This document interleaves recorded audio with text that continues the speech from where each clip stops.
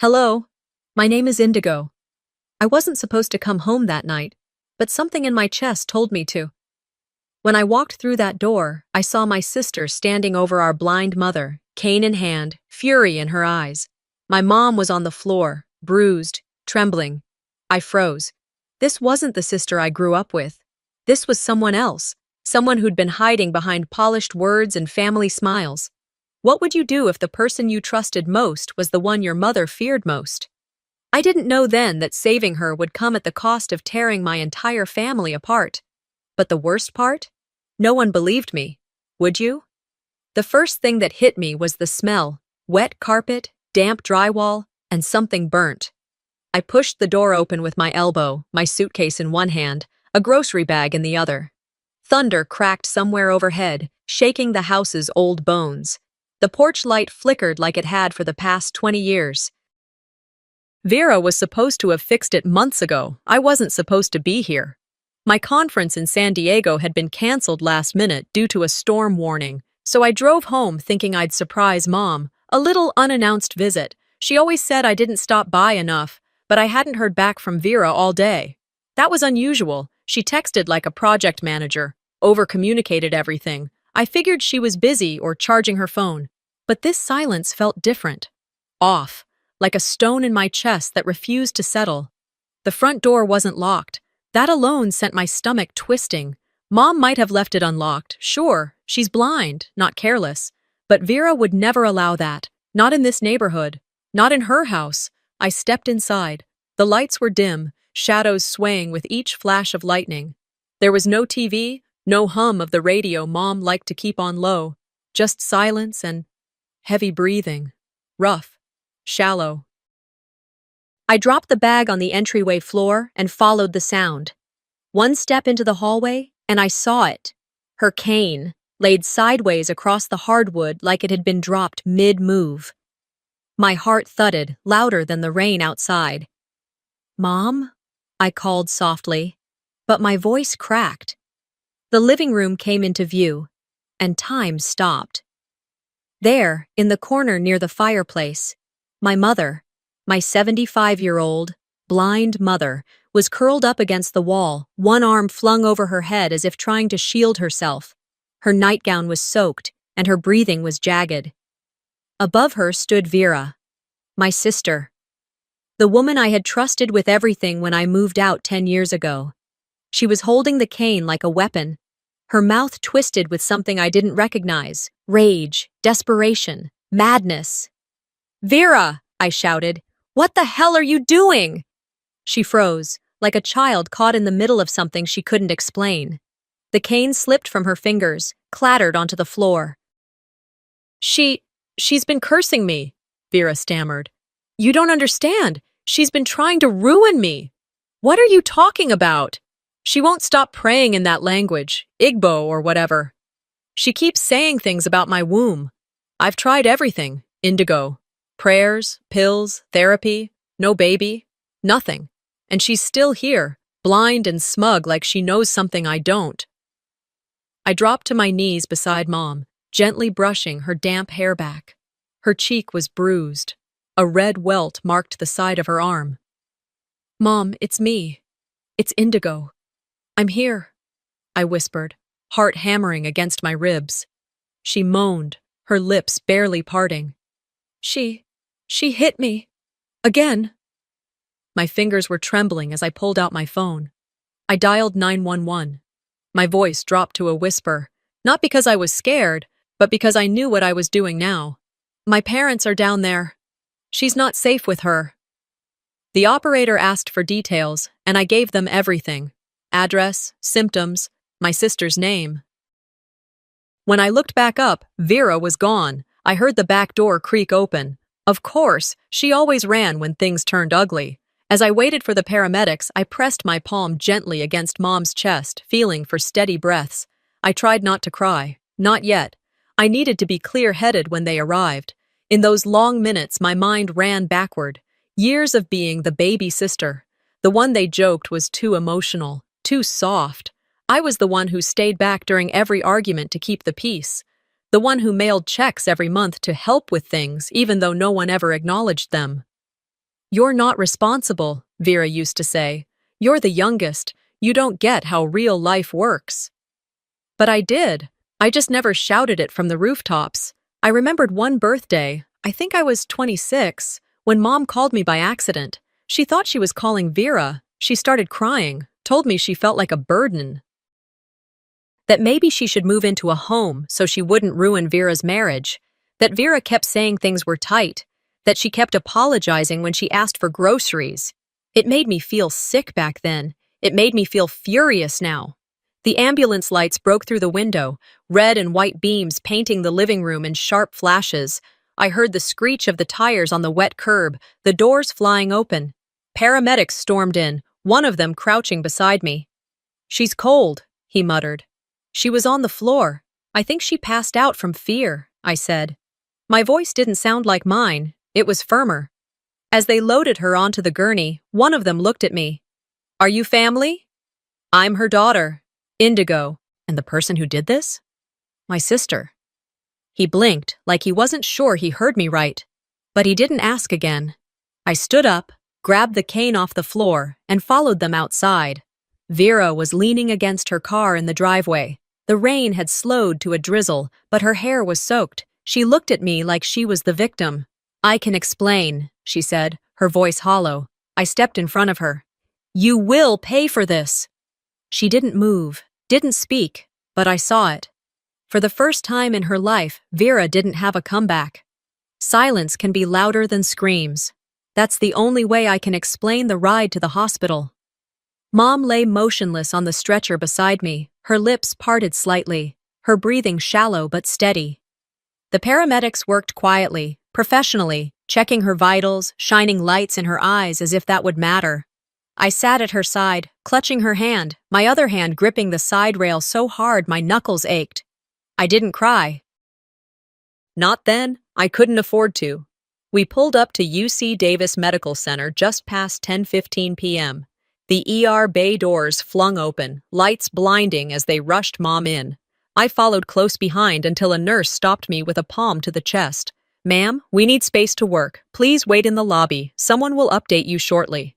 I wanted to scream that I was her daughter, that I had just pulled her off the floor of her own living room while my sister loomed over her with a cane.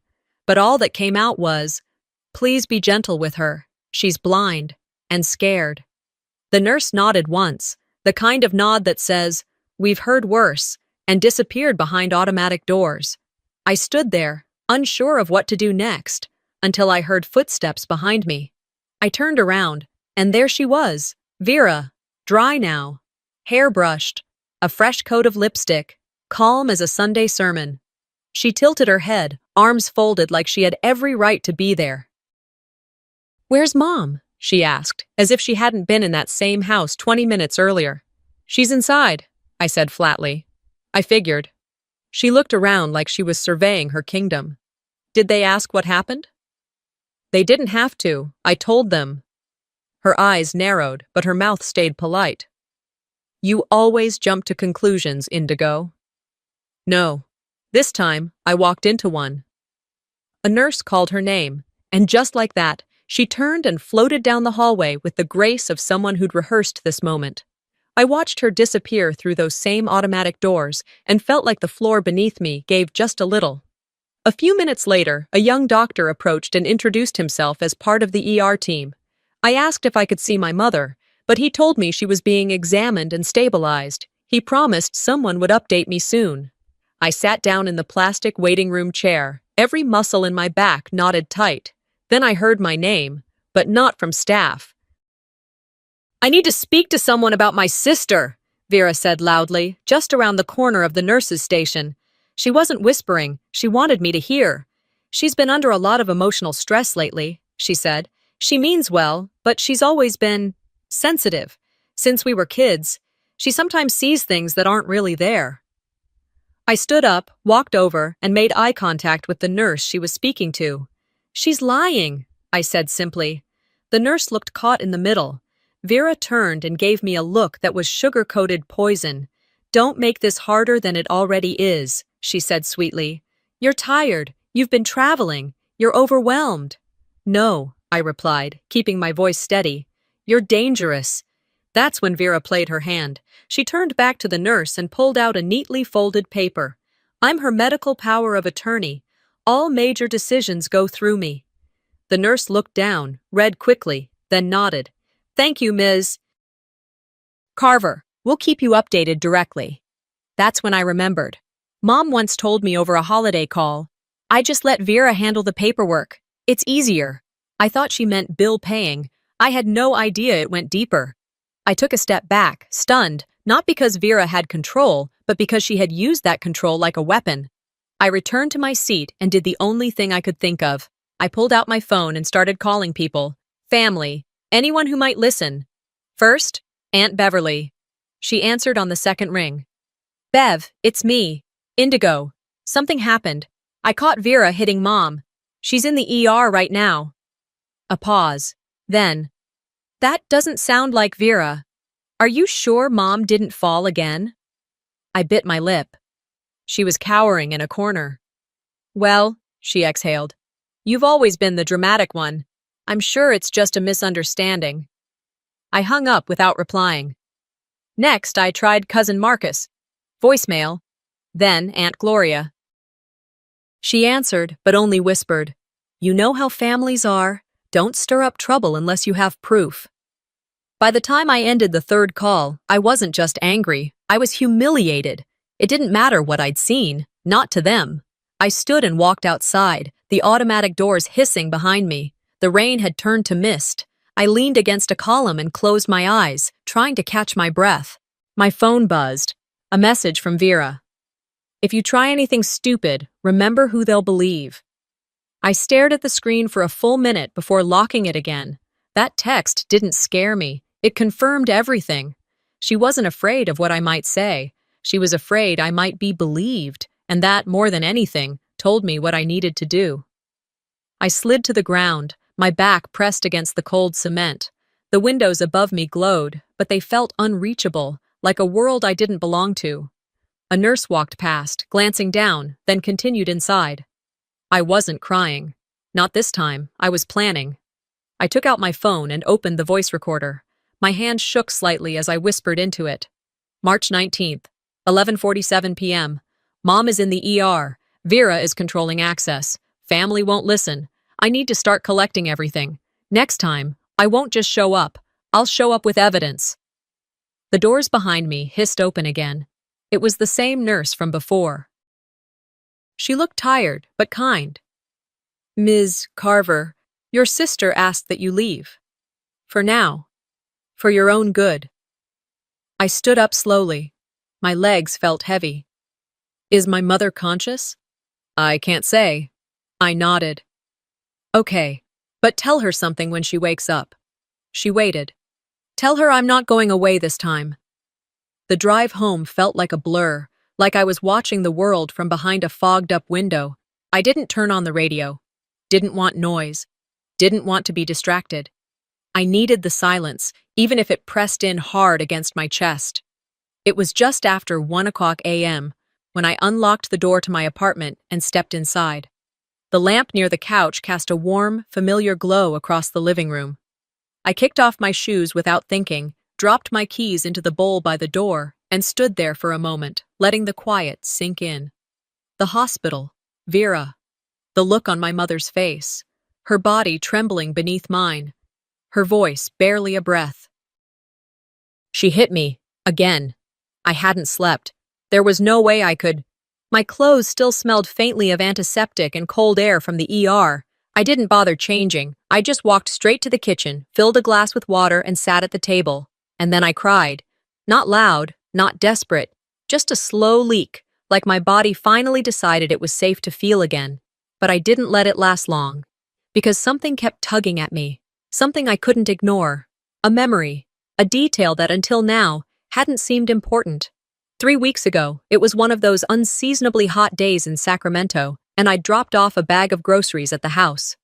Mom answered the door herself, as usual, her hands moving over the edge of the frame until she found the knob. She was wearing a long-sleeved sweater. I remember asking her, "Mom, aren't you hot in that?" She'd smiled, small and tight. "I get cold easily now." I didn't think twice. Maybe she was being modest. Maybe her medications made her more sensitive to temperature. But now I knew better. She had been covering bruises. I set the water down and went to the hallway closet, pulled down an old storage bin I hadn't touched in over a year. It was the one where I kept sentimental things, cards, letters, random knickknacks from when Mom used to craft. At the bottom, under a stack of unused Christmas cards, I found it, a heavy plastic Tupperware container. She'd given it to me a couple of years ago. "Keep this safe," she had said. "It's just old stories I wrote, nothing important." At the time, I didn't ask questions. She was blind and wanted to hold on to her independence, and I thought maybe it was her way of preserving her mind. But now, I had to know. Inside was a thick, textured book. Braille. My fingers traced the bumps, uselessly. I couldn't read it. I didn't know how. But technology did. I pulled out my phone, downloaded a Braille-to-text app, and carefully began photographing page after page, one by one. The app worked slowly, translating each image into flat, printed English. I waited, I watched, and when the first page loaded, I stopped breathing. She doesn't hit me every day, just when she's angry. When the door slams, I know I have 10 seconds to brace. I scrolled. I used to cry. That made her angrier. Now I stay quiet. I think silence upsets her more. Another. I don't want Indigo to know. She deserves peace. She lives her life with kindness. I don't want that ruined. And another. I'm afraid to sleep. Each entry cut deeper than the last. She had been keeping a record, a diary, not of hope, not of joy, but of pain, hidden in a language most couldn't read. And she'd given it to me. Not by accident. My hands trembled as I copied the text into a document. I cataloged each page, added dates where she had written them. Some were recent, others went back months, maybe more. Vera hadn't just lost her temper. This wasn't an isolated moment. This was a pattern. I sat there for over an hour, reading every entry, each one like a punch to the stomach. But it wasn't just pain that filled me. It was clarity. My mother had been documenting her abuse because no one else would believe her. Or worse, because no one would care. But she believed in me. She trusted that someday I'd read those pages. And now I had. By the time the sun was brushing against the windows and the sky turned a pale, pinkish gray, I'd backed up every file. 3 locations. Hard drive, cloud, secure folder. I wasn't going to lose any of it. I sat back in my chair, my eyes burning, my body exhausted but buzzing. "You wrote this for a reason, didn't you, Mom?" I whispered. Because she knew Vera would try to bury it, and she knew I'd be the one left to dig it up. I opened my phone and scrolled through my contacts until I found his name. Michael Reed. Mike was a family law attorney. We'd worked together years ago on a nonprofit case involving senior neglect. He was fair, sharp, and more importantly, he had a low tolerance for cruelty. I drafted a message, fingers hovering over the screen before I typed. "Hey Mike, hope you're well. Quick question. Hypothetically, if a blind elderly woman was being physically abused by her caregiver, let's say her daughter, and her other daughter witnessed it but got pushed out legally, what would be the next step?" I stared at the blinking cursor for a long time before pressing send. Then I stood up, stretched, and opened the window. The cold morning air rushed in. It stung, but it also cleared something in me. This wasn't going to be like before. I wasn't going to be the one pushed to the side while Vera manipulated everyone around her. This time, I had proof. Real proof. Words in my mother's own voice, even if they were written with dots instead of ink. I made coffee, changed into fresh clothes, and sat back down to wait for Mike's reply. Whatever came next, I wouldn't be the quiet one anymore. By Saturday afternoon, I'd barely slept more than 2 hours.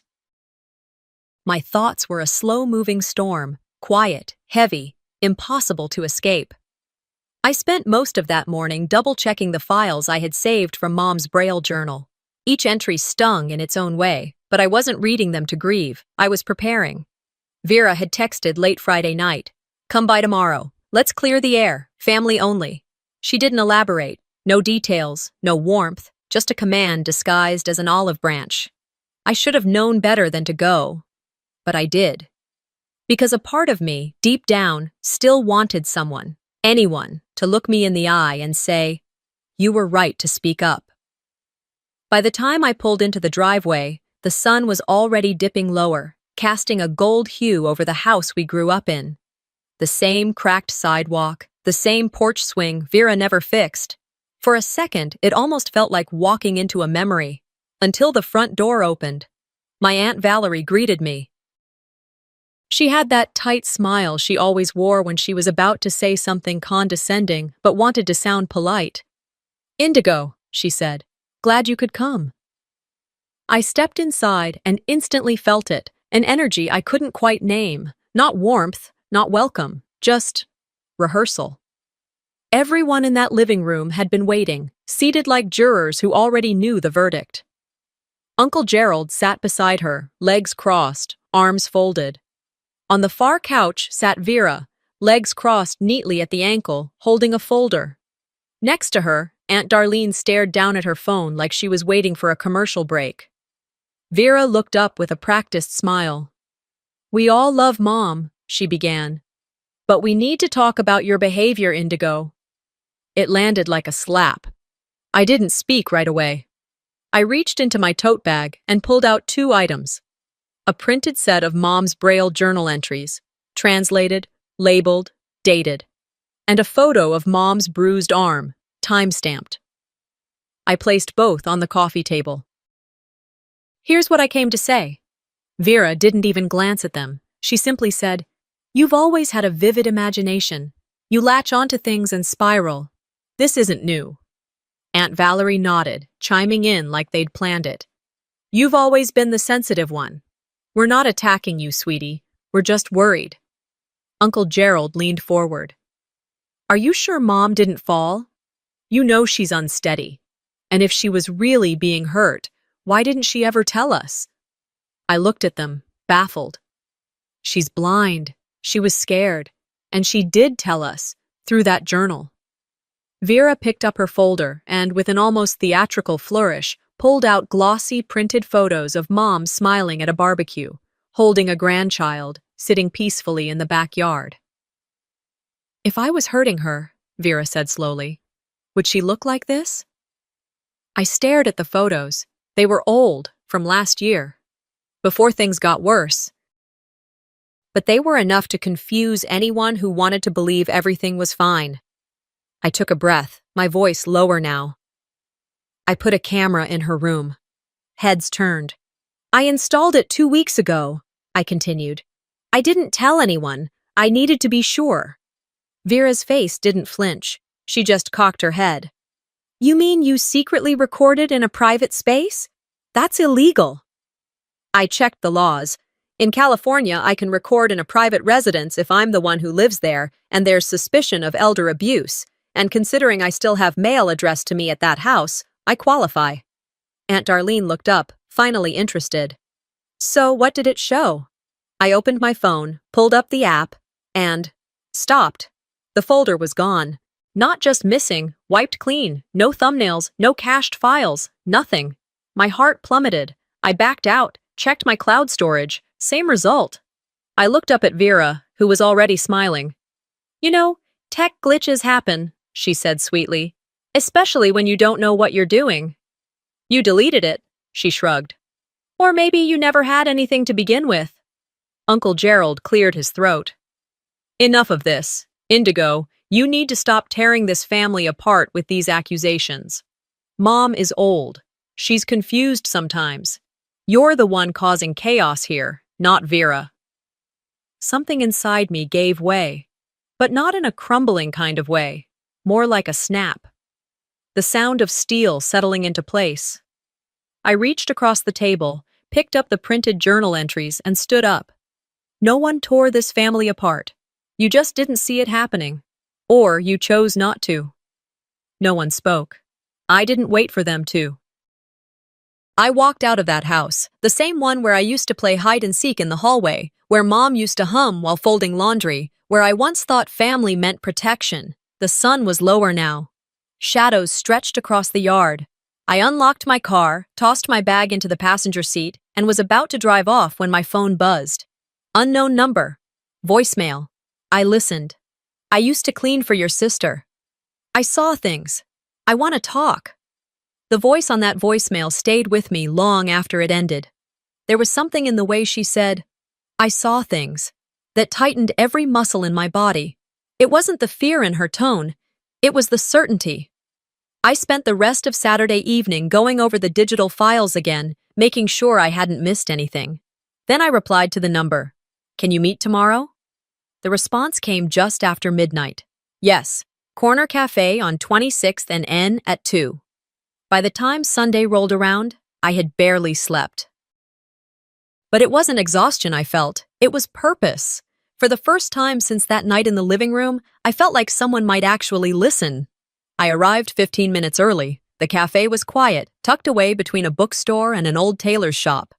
I sat at a table by the window, a folder in my bag containing the printed journal entries and side-by-side comparisons of Mom's old and recent signatures.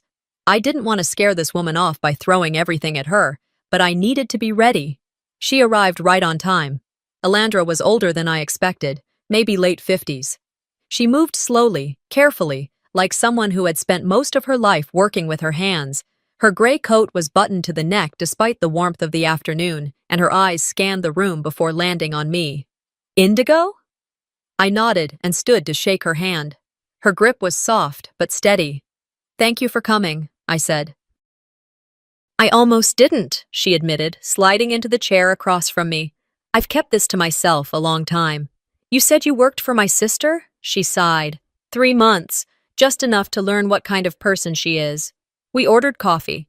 Mine sat untouched. Alandra didn't dance around the subject. Your mother, she was never treated right in that house. From the first day I started, I could tell something was off. The way she flinched when Vera entered the room. The way she froze up when I asked if she needed help getting outside. She didn't say anything, but her body did.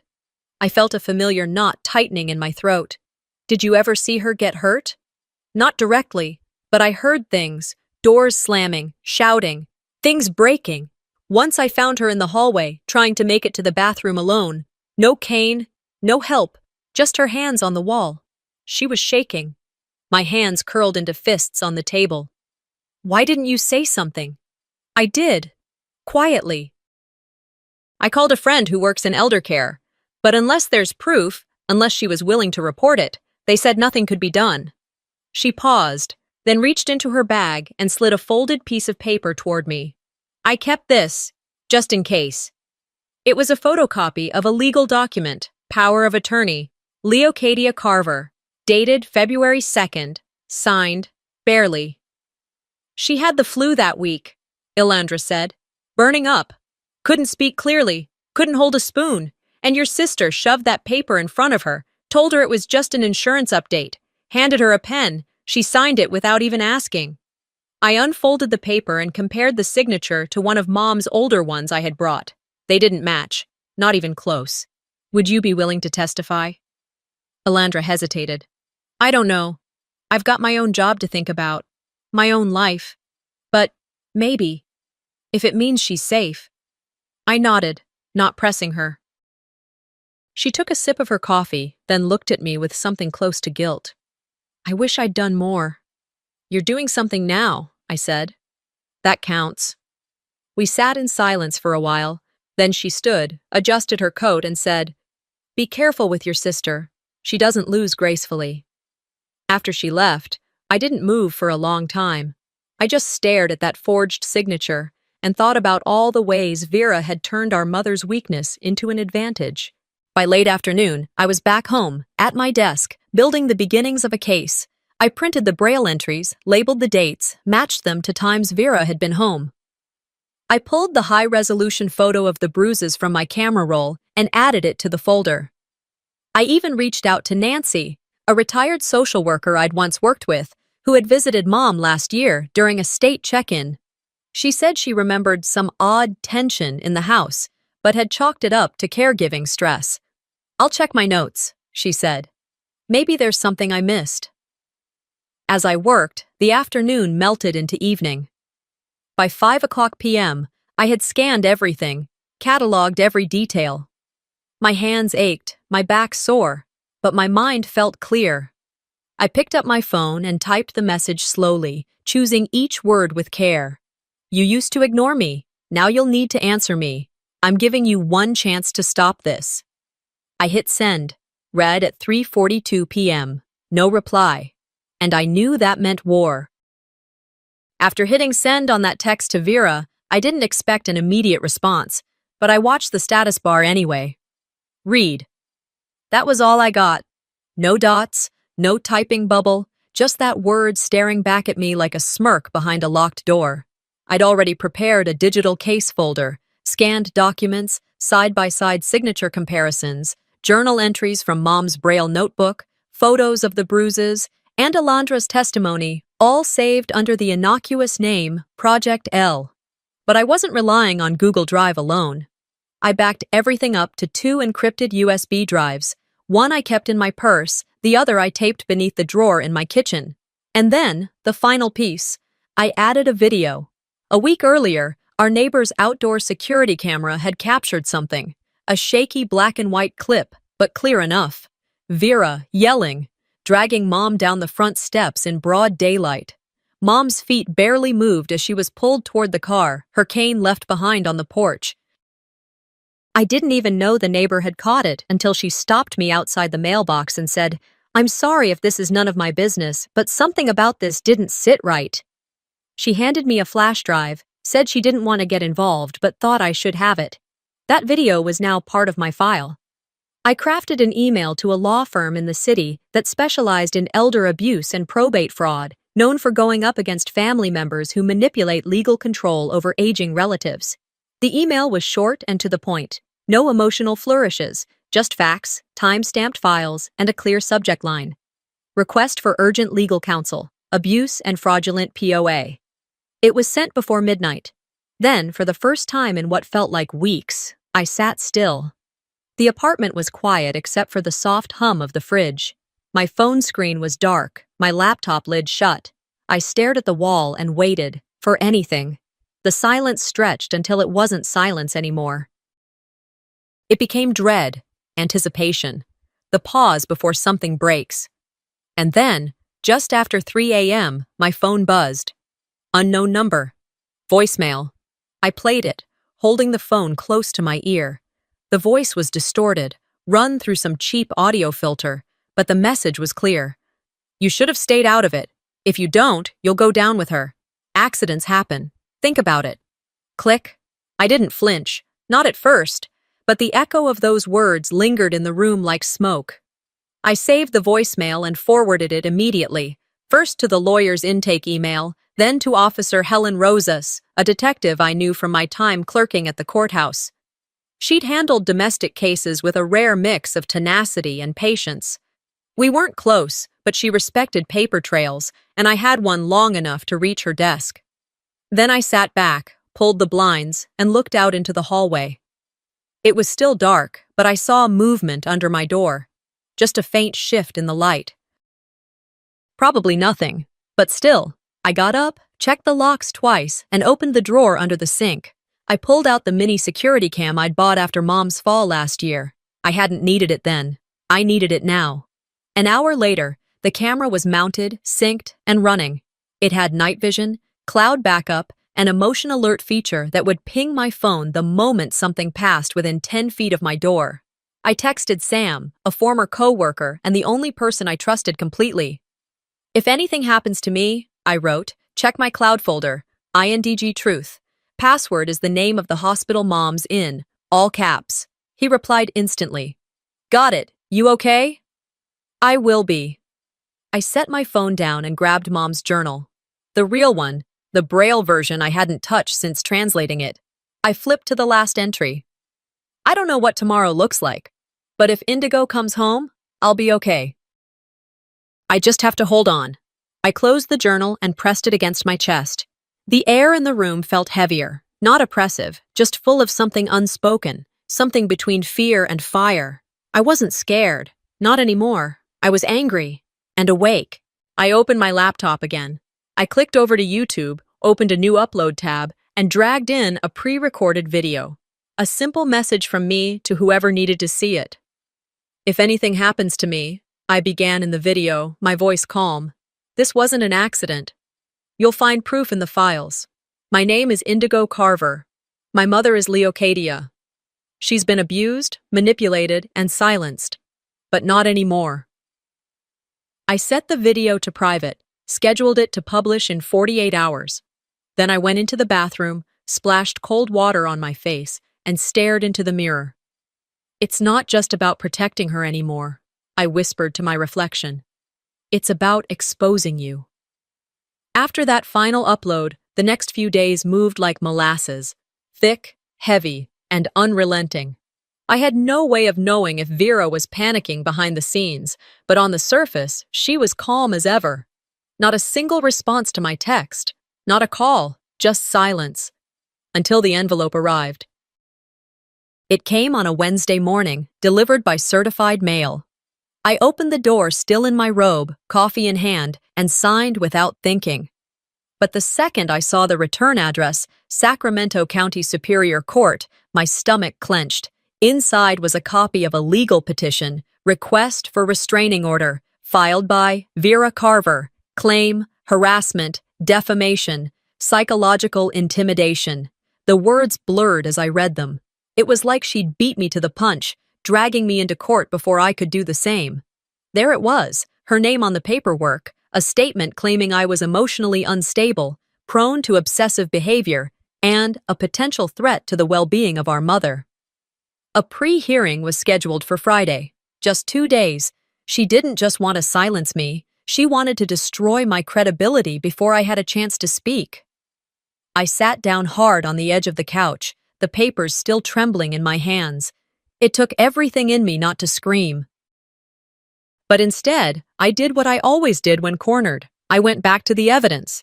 That night, I reopened every folder I had organized, cross-referenced dates, rewatched the neighbor's footage, checked the time-stamped medical records. Everything still held up. And then I remembered something I hadn't touched in days, the pillow. It was one of the last things I packed from Mom's bedroom before the ambulance took her away. She had always insisted on using that old floral pillow, said it helped her sleep. What I hadn't realized at the time was that I'd hidden a voice recorder inside it weeks earlier, tucked deep within the lining. I'd placed it there quietly one afternoon, after hearing another one of Vera's outbursts through the hallway. I had downloaded the file, labeled it, and completely forgotten it in the chaos. Now I pulled it up. The audio crackled at first, like distant radio static. Then voices emerged. Vera's voice, sharp and cold. Say it. Say you're sorry for ruining my life. A pause. Then my mother's voice, small and trembling. Why do you hate me? It wasn't long, barely 2 minutes. But it was enough. I stopped the recording and just sat there, my hands shaking so badly I could barely breathe. That was it. That was the nail. Friday came fast.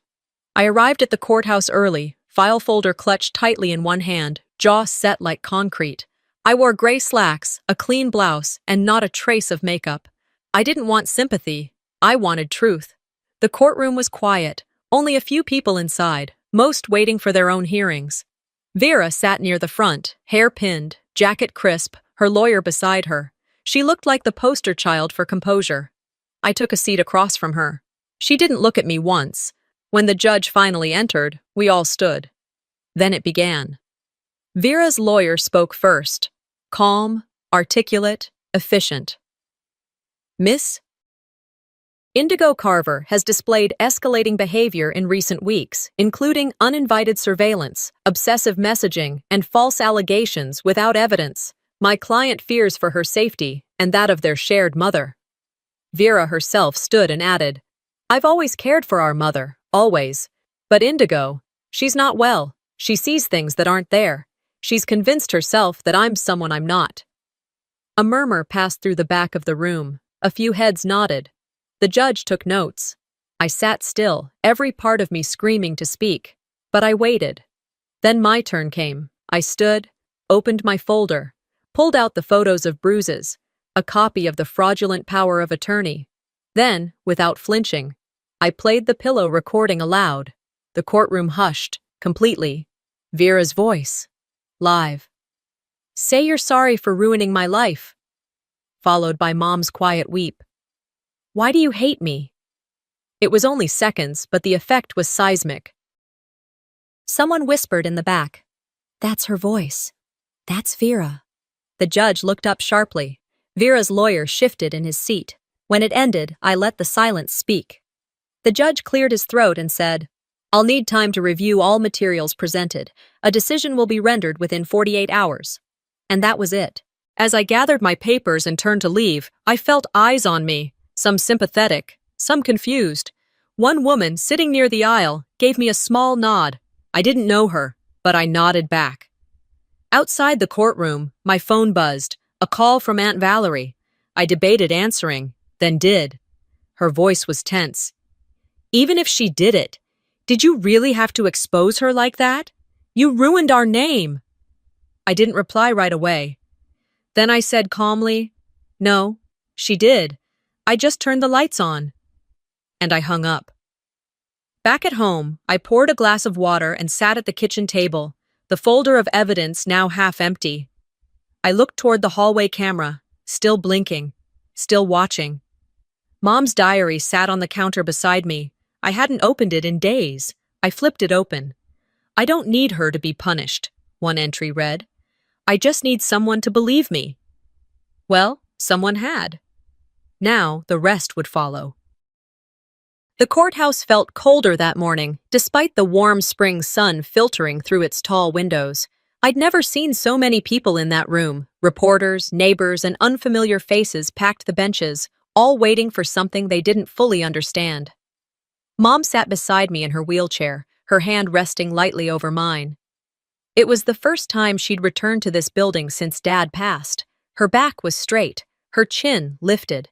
Despite the bruises still faint on her forearms, she looked composed, stronger than I'd seen her in months. We were early. I needed us to be. The room gradually filled with low murmurs, heels clicking against tile, papers shuffling. Every time someone entered, my heart jumped, until finally, Vera walked in. She was dressed like she was attending a brunch, ivory blouse, navy blazer, subtle gold earrings. Her lawyer trailed behind, adjusting his briefcase. I caught her glance briefly, just enough to see she was still clinging to the performance, still hoping to win by polish. She didn't approach us. The bailiff called the room to order, and the judge stepped out, glasses perched low, his expression unreadable. All rise. We did.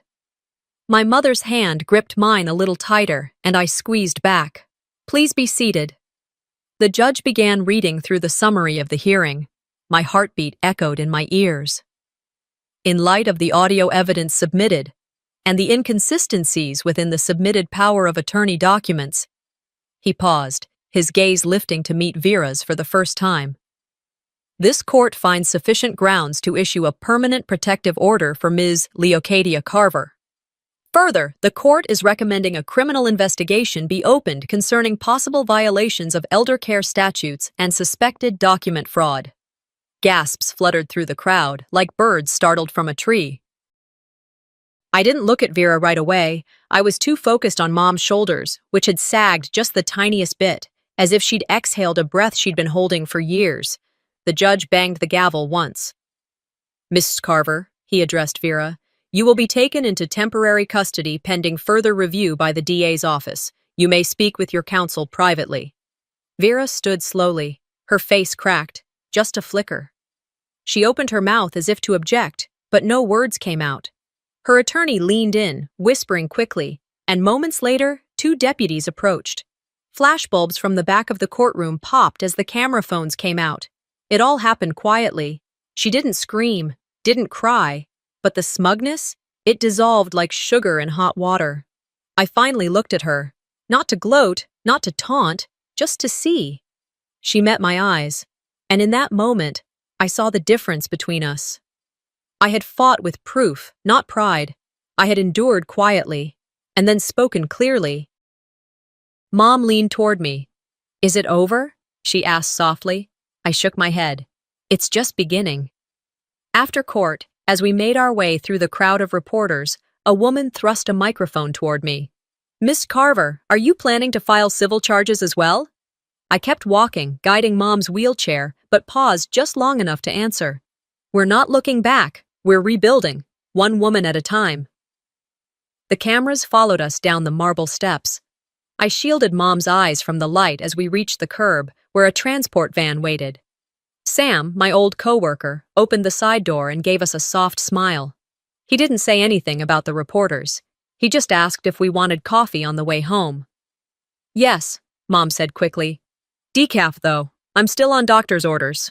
The ride was quiet. We didn't need to talk. That afternoon, after settling Mom back into my apartment, I made tea and sat with her on the balcony. The city buzzed below us, but up here, it felt distant. Calm. You don't have to be afraid anymore, Mom, I said. She didn't answer right away. Then she turned to me and said, I never was. I was just waiting for you.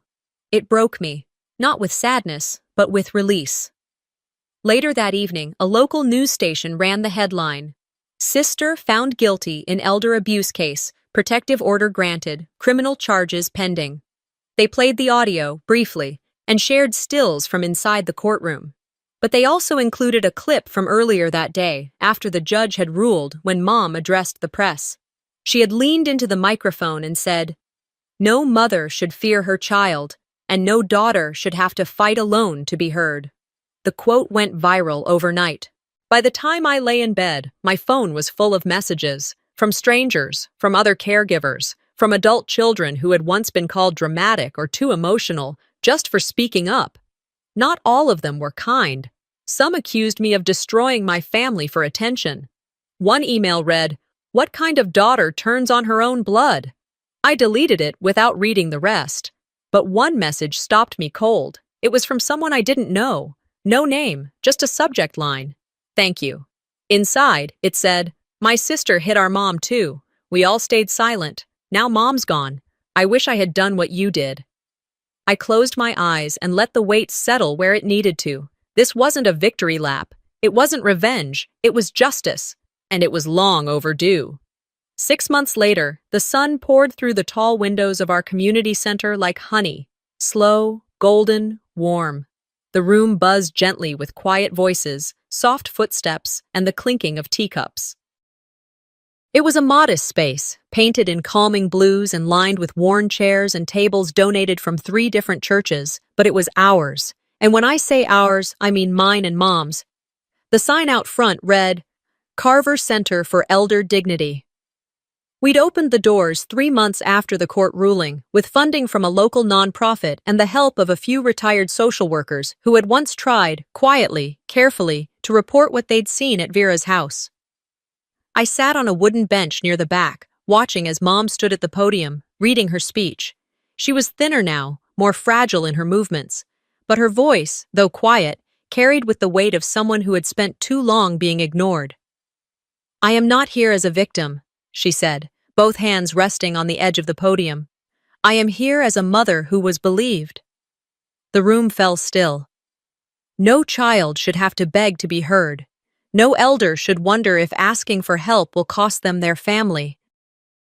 Abuse doesn't always look like bruises. Sometimes it looks like silence. The audience, older folks, advocates, survivors, nodded, some with eyes already glistening. I recognized one woman who had flown in from Oregon to tell her story. A man in the 3rd row held a framed photo of his mother, lost last year in a similar situation. And yet, in all that pain, there was a strange, tangible hope in the air. Because we were naming it, breaking it open, and refusing to look away. After Mom stepped down, people clapped, not politely, but deeply. A standing ovation in a room where most had forgotten what it felt like to stand tall. As the event wound down, I stepped outside for air. The fall breeze carried that dry California scent, eucalyptus, pavement, and something crisp. Before I could finish a breath, I felt a tap on my arm. A young woman, maybe in her late 20s, stood beside me. Her eyes were wet, but her smile was steady. I'm sorry, she said quickly. I didn't mean to interrupt. It's okay, I replied. What's your name? Jessica. My aunt went through something like your mom. It tore our family apart. No one would believe her, and I didn't know what to do. I nodded, waiting. Your story, it gave us words. She's living with me now. We're figuring it out. I smiled, not wide, just enough to let her know I heard her. You did something now, I said. That's what matters. She exhaled, as if she'd been holding that story for years. When I returned home that evening, Mom was already asleep in the room next to mine. We shared the apartment now.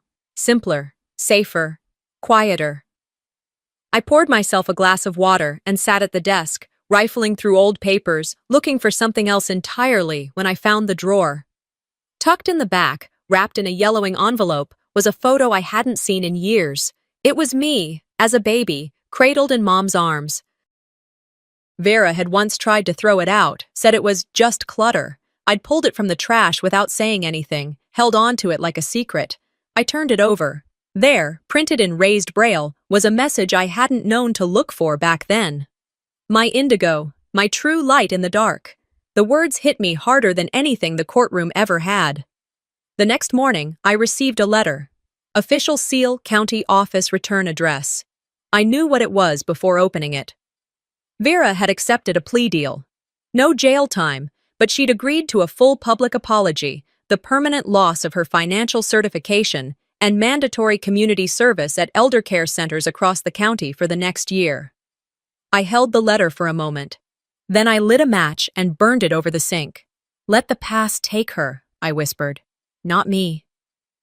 The final weekend of October, we drove up to the lake, just Mom and I. No phones, no inboxes. Just wind, trees, and water that shimmered like melted glass. We sat in silence for a long time before I asked, "Do you ever wish things had gone differently?" She didn't hesitate. No. It brought us here, didn't it? I rested my head on her shoulder as the sun dipped low over the hills, painting everything in amber.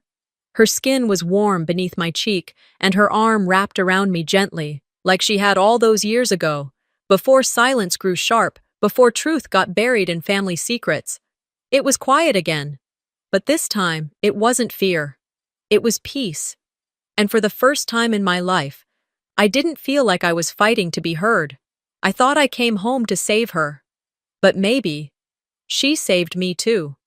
Sometimes, the people who hurt us the most are the ones we're told to trust without question. This story wasn't just about family, it was about courage and what it takes to speak up when silence feels safer.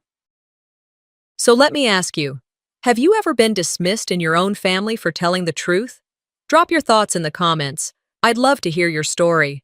And don't forget to subscribe for more real-life stories that reveal what happens behind closed doors. Hello, my name is Ocean. My story. It starts with betrayal, a family's silence, and the weight of being sold for the price of a debt. My father muttered coldly, "The debt is done." And in that moment, I became nothing more than a pawn in a game I never agreed to play. The villagers? They whispered I was cursed, a witch to be forgotten. But they never imagined I'd return. They never saw me coming back with what was rightfully mine.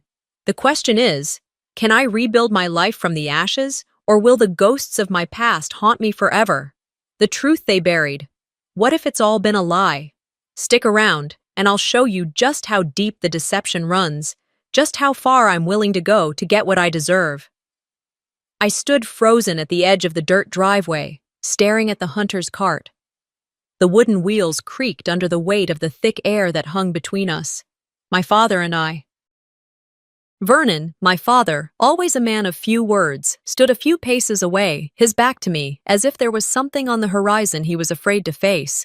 I watched as Dorian, the hunter, loaded up the last of his gear, an old rifle, a bundle of dried meat, a pouch of herbs. He didn't look at me, didn't offer a word of comfort or even acknowledgement. It was as if I wasn't even there. Just another thing to be carted off, like the game he hunted, to be discarded once its usefulness had been exhausted. "Get in," Vernon muttered, his voice cold. but there was something underneath it, something heavier, as though he could feel the weight of the debt pressing down on him. The debt is done. It wasn't the first time I'd heard those words, but this time, the finality in them made my stomach churn. A debt was a debt, something that could be paid off. But who would pay for me? For what was left of me? What would I become after this? The answers to those questions slid down my spine like an icy chill, leaving me numb. I didn't speak. There was no point. The words, the protests, all of them had been worn down over the years. I had learned the hard way that when you're a daughter, when you're the youngest, when you're the one who's been pushed aside for every mistake, there are no words left to say. "Pack nothing," he ordered. I didn't even look at him when he said it. There was nothing I needed, no belongings left to take, nothing I could claim as my own. As my mother stood by the door, her eyes hollow, her hands wringing the hem of her apron, she only managed a small, defeated gesture, placing the scarf I wore every day over my shoulder. No hug, no kiss, no word of comfort. I didn't expect any. The cart was waiting. The wheels spun slowly in the dust, a testament to the years it had carried burden after burden. I climbed aboard, the seat creaking under my weight. Dorian didn't say anything as the cart lurched forward. I kept my gaze fixed on the road ahead, on the red brick church that stood like a monument to something I could no longer reach. I had grown up here, surrounded by this tight-knit town, where everyone knew everyone's business. As the cart moved, the village square came into view. The sound of the wheels against the gravel echoed through the air, a constant reminder of what was happening. I could feel the eyes of the villagers on me, even if I didn't look at them. They didn't need to say anything. Their glances said it all. Some of them whispered under their breath, as if they were trying to hide their words behind the creak of the cart. "She's cursed," one of them muttered. I recognized the voice. Miss Marigold, the baker's wife. Another spit on the ground, her face twisted in a scowl. "That girl's a witch." My hands trembled, but I forced myself to keep them still, my palms pressed flat against the edge of the cart. There was no use in showing anything. No use in crying. No use in defending myself. I was already marked. I had always been marked. I swallowed the lump in my throat, not trusting myself to speak. The years of being dismissed, being ignored, of watching my family fall apart under the weight of their own failures, had led to this moment. They had paid their debts, but at what cost? The cart rolled on. The town blurred as we passed. Children peeked out from behind their mothers, eyes wide with curiosity and pity. I couldn't even bring myself to look at them. I was no longer the girl who once played in these streets, running around with Callista, laughing in the warm summer air. I had lost that girl a long time ago. The cart veered to the left, off the main road, heading towards the woods. I could hear the crunch of gravel turning into the soft thud of the forest floor.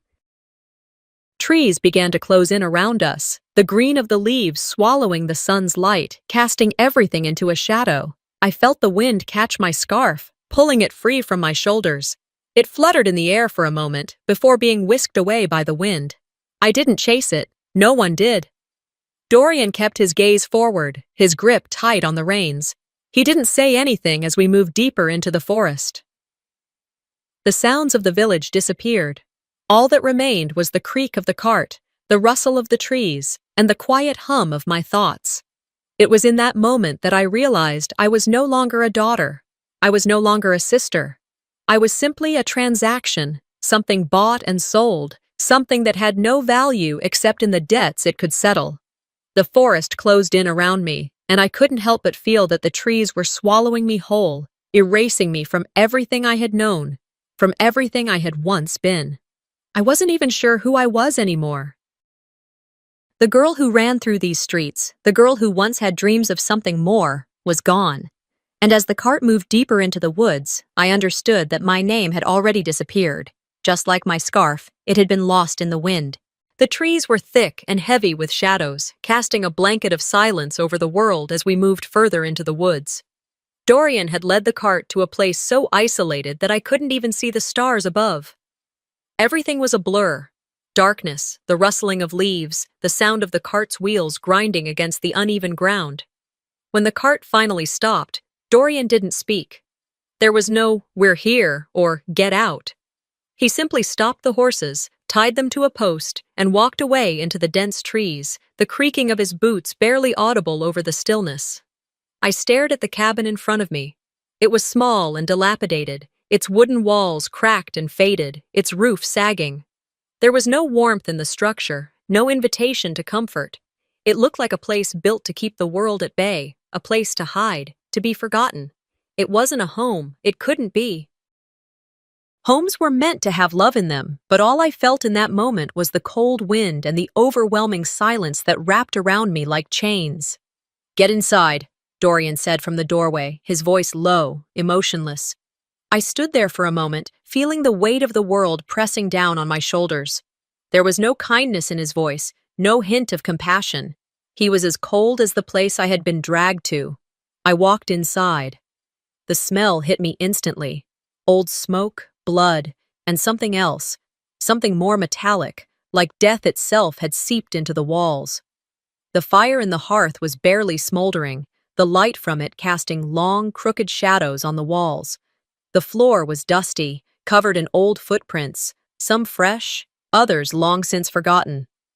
The only furniture was a worn-out wooden chair and a small table, both seeming to sink into the floor as if even the cabin itself was being swallowed by time. A sign hung above the door. "Property," it read. I thought at first it was just a nameplate, but then I realized, no, it wasn't a name. It was ownership. It wasn't a home. It was a prison. "Sleep there." Dorian gestured to the corner of the room where a thin mattress lay, covered in a threadbare blanket. He turned on his heel and left as quickly as he had entered. That night, as I sat on the edge of the mattress, the cold seeped through me like the smell of the cabin, slow, steady, and unforgiving. I couldn't even bring myself to lie down. The mattress felt like it had been there forever, as though the very fabric of it had been woven with resignation and defeat. I heard the door close behind Dorian, but the sound didn't bring relief. No, it only added to the weight, the sense of isolation. I could hear him outside, muttering to himself in low tones, and then the snap of twigs as he disappeared further into the woods. I didn't move. I stayed sitting there in the dark, listening to the wind howl outside, the same wind that had carried me away from everything I knew, from everything I once was. The silence of the night stretched on, long and endless. I could feel the hours tick by, each one taking a little bit more of me with it. I wasn't sure how long I had been sitting there when I finally heard him again, but the smell of alcohol carried through the air long before I saw him. He entered the cabin, heavy steps pounding against the floorboards, and then the door slammed shut behind him. "Get up," Dorian grunted, throwing something on the table. "We eat." I stood slowly, my legs aching from the cold, and made my way to the table. He had thrown a piece of stale bread on it, nothing more. My stomach growled, but I didn't eat, not yet. I looked around the room. There were no windows, no way to tell what time it was. The only thing that marked the passage of time was the sound of Dorian's heavy breathing, the occasional clink of his empty bottle being set down. I tried not to look at him, tried not to feel the weight of his eyes on me as he stripped off his coat and hung it by the door. My hands shook slightly, but I held my gaze forward, pretending the space between us was empty, like it didn't exist. As I prepared the meager meal, Dorian sat in the corner, silently watching. I couldn't tell if he was judging me or simply waiting for me to break, but either way, I kept my mouth shut. There was no point in saying anything, no point in asking why I was here, why it had to be this way. It didn't matter. It never had. The silence stretched on until I finally placed the food in front of him. He looked at it for a moment, then downed a drink from his bottle before shoving the bread in his mouth. He didn't thank me. He didn't acknowledge me at all. I had learned, in the days leading up to this moment, that there was no such thing as gratitude here. There was only survival, and the quieter you were, the longer you lasted. The evening passed in a haze of nothingness. Dorian came and went, always silent, always distant. When he left the cabin before dawn, the smell of alcohol still lingering in the air, I was left alone again, sitting on the edge of the bed, listening to the howling wind and the rustling of the trees outside. It was on the second night that I first saw the sign. It was carved into the wood above the door. Property. But this time, The word hit me harder than before. It wasn't just a sign, it was a declaration, a reminder that I wasn't a person here. I was nothing. Nothing but an object to be owned. And in that moment, I realized I wasn't just a girl who had been sold. I wasn't just a daughter who had been cast aside. I had been reduced to nothing, to property. It felt like my very identity was slipping through my fingers, like sand through a sieve, but I couldn't allow it, not yet. I couldn't let myself disappear into the cold of the forest, into the silence of this place. I had to hold on. I had to survive. I would never be owned. But as I stared at the sign above the door, I couldn't help but wonder, how long before I was?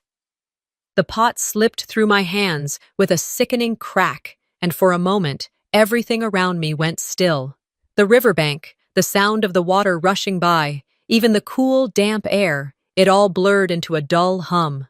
The shattered pieces of the pot lay scattered across the rocks, their jagged edges catching the weak sunlight that filtered through the trees. I didn't cry. I didn't run. I couldn't. I had seen what happened when things broke here. I had seen how everything shattered into pieces, like the fragments of the pot, never to be put back together again. Dorian would notice. He would notice every broken thing. But this was different. This wasn't just any mistake. This was the one thing I wasn't allowed to break. The pot had been here longer than I had, longer than anyone. It was the only thing that had remained constant in this cold, lonely hut, the last relic of something resembling a home. I stood there, motionless, staring at the shards that seemed to mock me in their jagged beauty. My hands trembled from the cold, from the exhaustion, but most of all, from fear.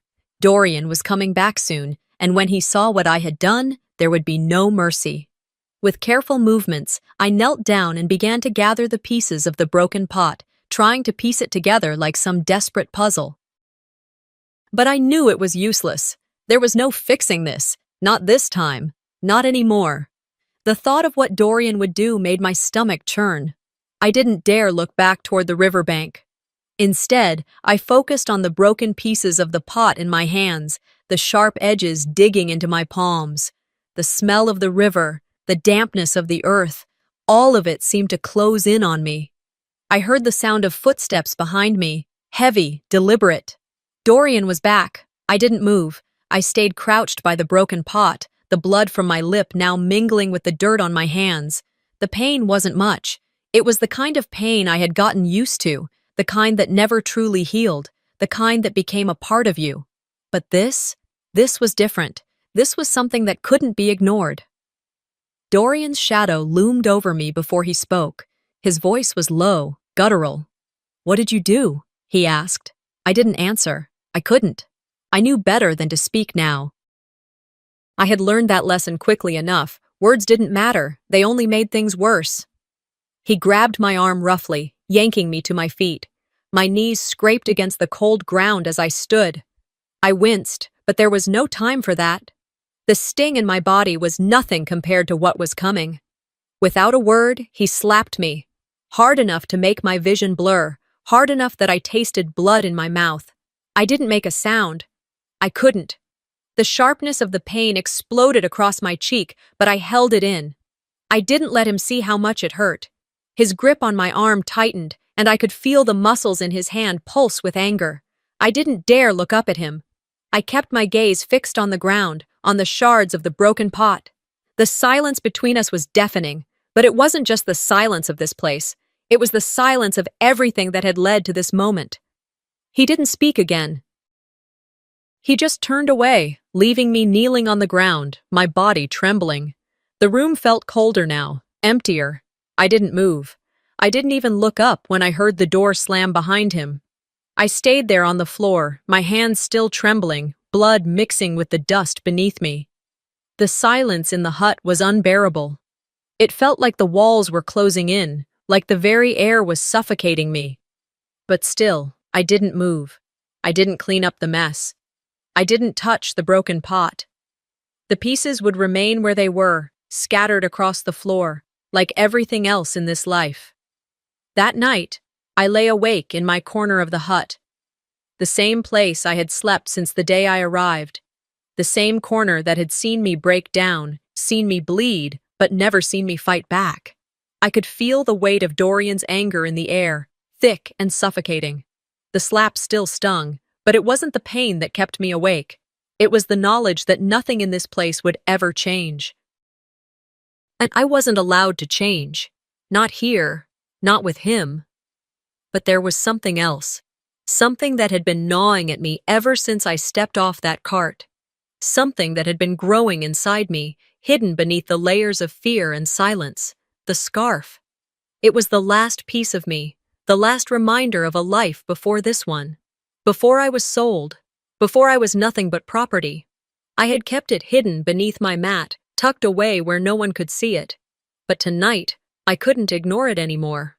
I reached for the scarf, the soft fabric slipping through my fingers as I pulled it from beneath the mat.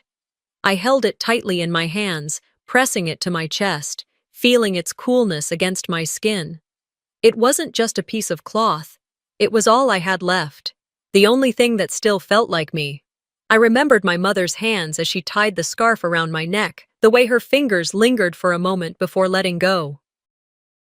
She had never said anything, but the gesture had meant everything. It had meant that I was hers, that I belonged to someone. Now, it was just a piece of fabric, a relic of a life that was gone, but I wouldn't let it go. Not yet. I held the scarf until my hands stopped trembling. The silence in the hut was deafening, but it was nothing compared to the storm that was rising inside me.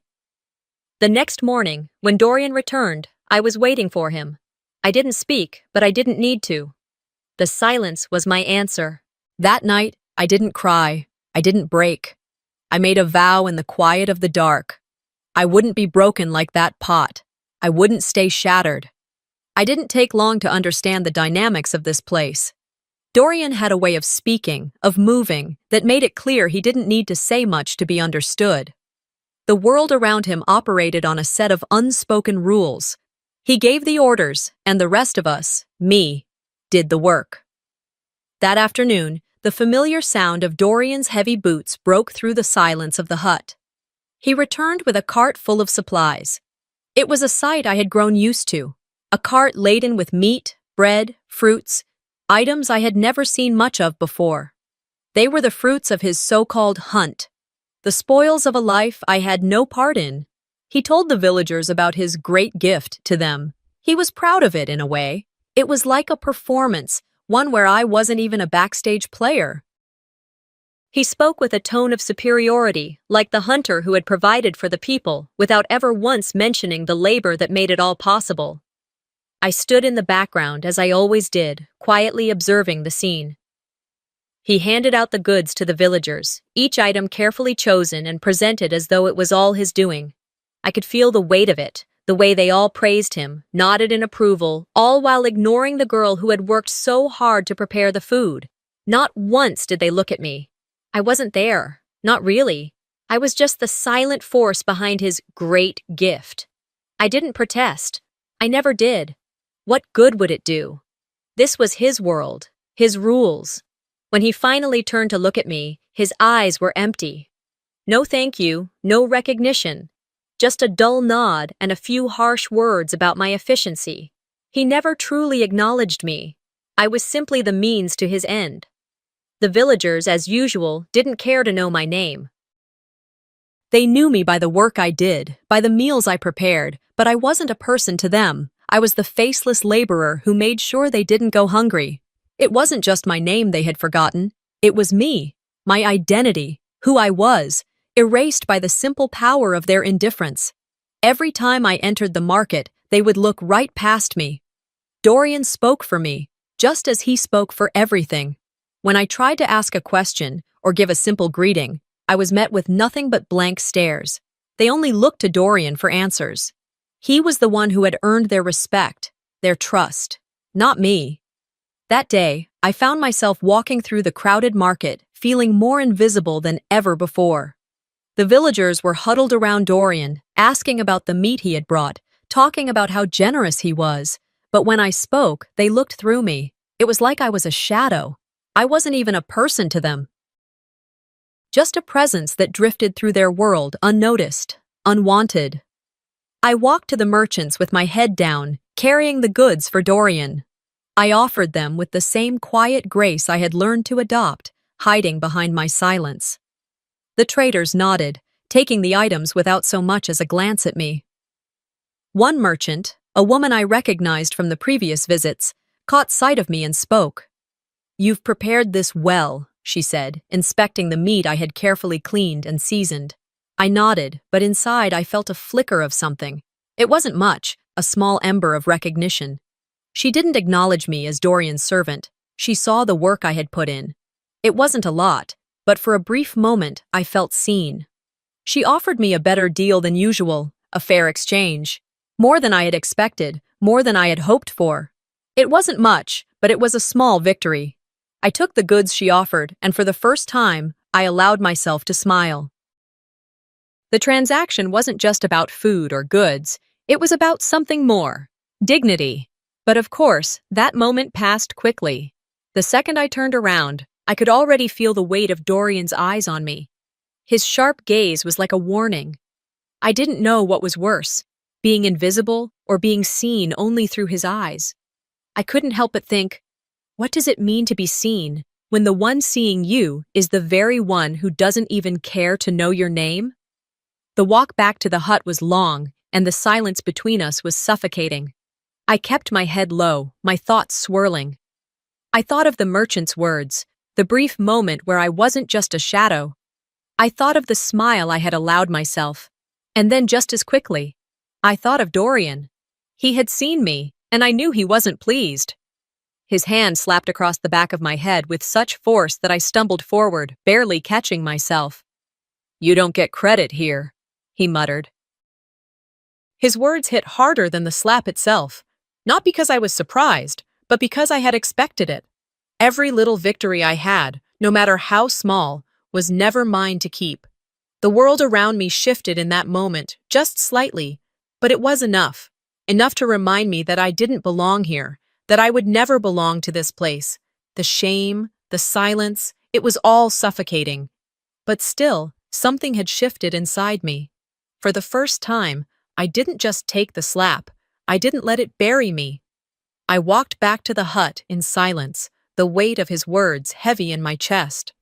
But as I walked, something in me hardened. The silence wasn't just mine anymore, and I would find a way to make it my own. I didn't expect it to be the silence that would set me free, but it was. Every day, I had lived in that silence, the same hollow quiet that hung between us like a thick fog. I had let the quiet settle over me, let it bind me into something smaller, quieter, until I was a shadow of myself, watching my life pass by in the haze of things I had no say in. But tonight, the quiet felt different. It didn't belong to me anymore. It was just another piece of the world that belonged to Dorian. That evening, after the slap and the humiliation, I sat by the fire. The flames flickered weakly, as if they too knew they were waiting for something to ignite. My hands, worn from work, rested on my lap as I stared into the dancing shadows cast by the flames. The light was warm against my skin, but my heart felt cold. My thoughts drifted to my mother. I could hear her voice in my mind, her quiet strength, the way she had always said that silence was never a sign of weakness. She'd said it so many times. We may not speak much, but when we do, it's always worth hearing. And I remembered how she would sit by the fire, not out of necessity, but out of the knowing that sometimes silence was the only tool that could carve the world into something worth living in. I wasn't sure when it started, but as I watched the fire grow stronger, I felt the first spark of something inside me. It wasn't just the heat from the fire. No, it was something deeper. A spark that burned for the years I had spent silent and unseen. For the years I had worked for Dorian, always in the background, always his shadow, never his equal. The silence was no longer something I would endure. It was something I would use. I knew I needed to do more than just sit here. I had to do something to mark this moment, something that would make it impossible to return to the way things had been. So quietly, I began building a rack for smoking meat. My hands moved with purpose, not because I had to, but because I wanted to, because for the first time, I was doing something for me. As the rack took shape, the fire beneath it blazed a little brighter. I didn't look up, but I felt the heat rise around me, just as the fire inside me began to burn brighter. I wasn't just cooking food anymore, I was preparing a rebellion. By the time Dorian returned, I had finished the rack. The air smelled of wood and smoke, a quiet promise of the work to come. He came in with a grunt, as usual, his boots heavy against the floorboards. He looked at me briefly before turning his attention to the cart he had brought back, filled with meat, supplies, and the faint smell of alcohol. I didn't speak. I didn't need to. He didn't acknowledge the rack I had made or the fire that had built in the hearth. He barely looked at me. But something was different. I could feel it, that tension between us, thick like the smoke curling around the room. He was still in control, but I was no longer content to be a passive observer of my own life. Later that night, after he had gone to bed, I sat on the edge of the mat where I slept, staring at the shadows on the wall. My fingers tightened around the scarf my mother had given me. It had been my only link to the past, the only thing that remained of the girl I had been. But tonight, it wasn't just a scarf. It was the last thread of my identity. My name. The girl who had belonged to someone, to a family that had once cared for her. It had been so long since I had felt like I was someone who mattered. But the silence. It was suffocating. I couldn't stay silent anymore. The next morning, I found something in the corner of the room, buried under a pile of old, discarded papers. It was a document, yellowed and brittle with age. I knew what it was the second I laid eyes on it. A contract. My hands trembled as I unfolded it, the cold edges pressing into my fingers. There it was, my name scrawled across the bottom, but it wasn't in my handwriting. I didn't remember signing it. In fact, I knew I hadn't. But my sister's signature was there, unmistakable. Callista. The contract had been signed under duress when I first arrived at this hut, but it didn't stop the betrayal from cutting deep. The document wasn't just about Dorian owning me. It was about my family, my own flesh and blood, signing away my future. The rights to anything I might inherit from my father's land, all given away with a simple flick of a pen. I wanted to scream. I wanted to rip it apart, burn it. But I didn't. I couldn't. I was still too quiet, still too afraid. But that changed when I walked out into the village the next morning, carrying the meat I had worked to prepare. I passed by the market, the same faces staring back at me. They saw me, but they didn't see me. To them, I was just the girl who worked, who cooked, who existed in the shadows. But as I passed the stall where the merchant had given me that fair deal last week, something inside me clicked. I stopped. I didn't just hand over the goods and leave. I stayed. I stood in front of him, my gaze steady. The wind picked up, ruffling my hair. But I didn't flinch. I wasn't invisible anymore. Not today. The merchant looked up at me, his eyebrows raised in confusion. "Is there something else?" he asked. I shook my head, but my eyes told him everything. I wasn't the quiet girl anymore. I wasn't going to let this happen to me any longer. That evening, Dorian returned, his usual anger in tow. I knew he would notice. I knew what was coming. And as I prepared dinner, my hands steady, I thought of the contract. I thought of my family. I thought of Callista. I couldn't let them control me anymore. Not like this. Not anymore. And when Dorian saw the extra food I had kept, the meat I had sold for myself, he came for me. His hand raised in anger, but I didn't flinch. I didn't look away. "You don't get credit here," he spat. I held the contract up between us, my hand firm. "I'm not invisible anymore," I said. "And neither is my name." His eyes narrowed, but he didn't strike me. Not this time. I had seen something in his eyes, a flicker of hesitation. Later that night, I walked to the edge of the forest. It was dark, and the fire crackled loudly in the distance. I couldn't burn down the world I had been trapped in, but I could burn the contract. I could burn the piece of paper that had held me down for so long. I didn't need the ashes to speak. They spoke for themselves. And when I walked back to the hut, my hands cold from the wind and fire, I knew that this was just the beginning. The air around me was thick with uncertainty as I clutched the document in my hands. It wasn't the first time I had seen it. I had known it existed long before I laid eyes on it today, but this time it felt different. The weight of the paper, stiff, cold, foreign, seemed to press down on my chest, making it hard to breathe. Dorian didn't know I had found it. He wouldn't expect it, but I knew what it was, and I knew what I had to do. The village office was quiet, eerily so. I stood outside, taking a deep breath before stepping inside. The wooden door creaked as I pushed it open, the stale air greeting me like an old, forgotten memory. I wasn't sure what I was expecting. Some semblance of order, maybe? A man behind the desk who would take me seriously? No, I knew better. The world I lived in had no use for someone like me. I was just another face, another shadow. Can I help you? The village notary, an older man with thin hair and a voice that barely carried, looked up from behind his desk. I had seen him once or twice before, but he wouldn't remember me. He wouldn't remember anyone like me. I need to speak with you about a contract, I said, my voice steady. I didn't let the tremor in my hands show. I set the forged document on the desk in front of him, watching as his eyes flickered over the paper.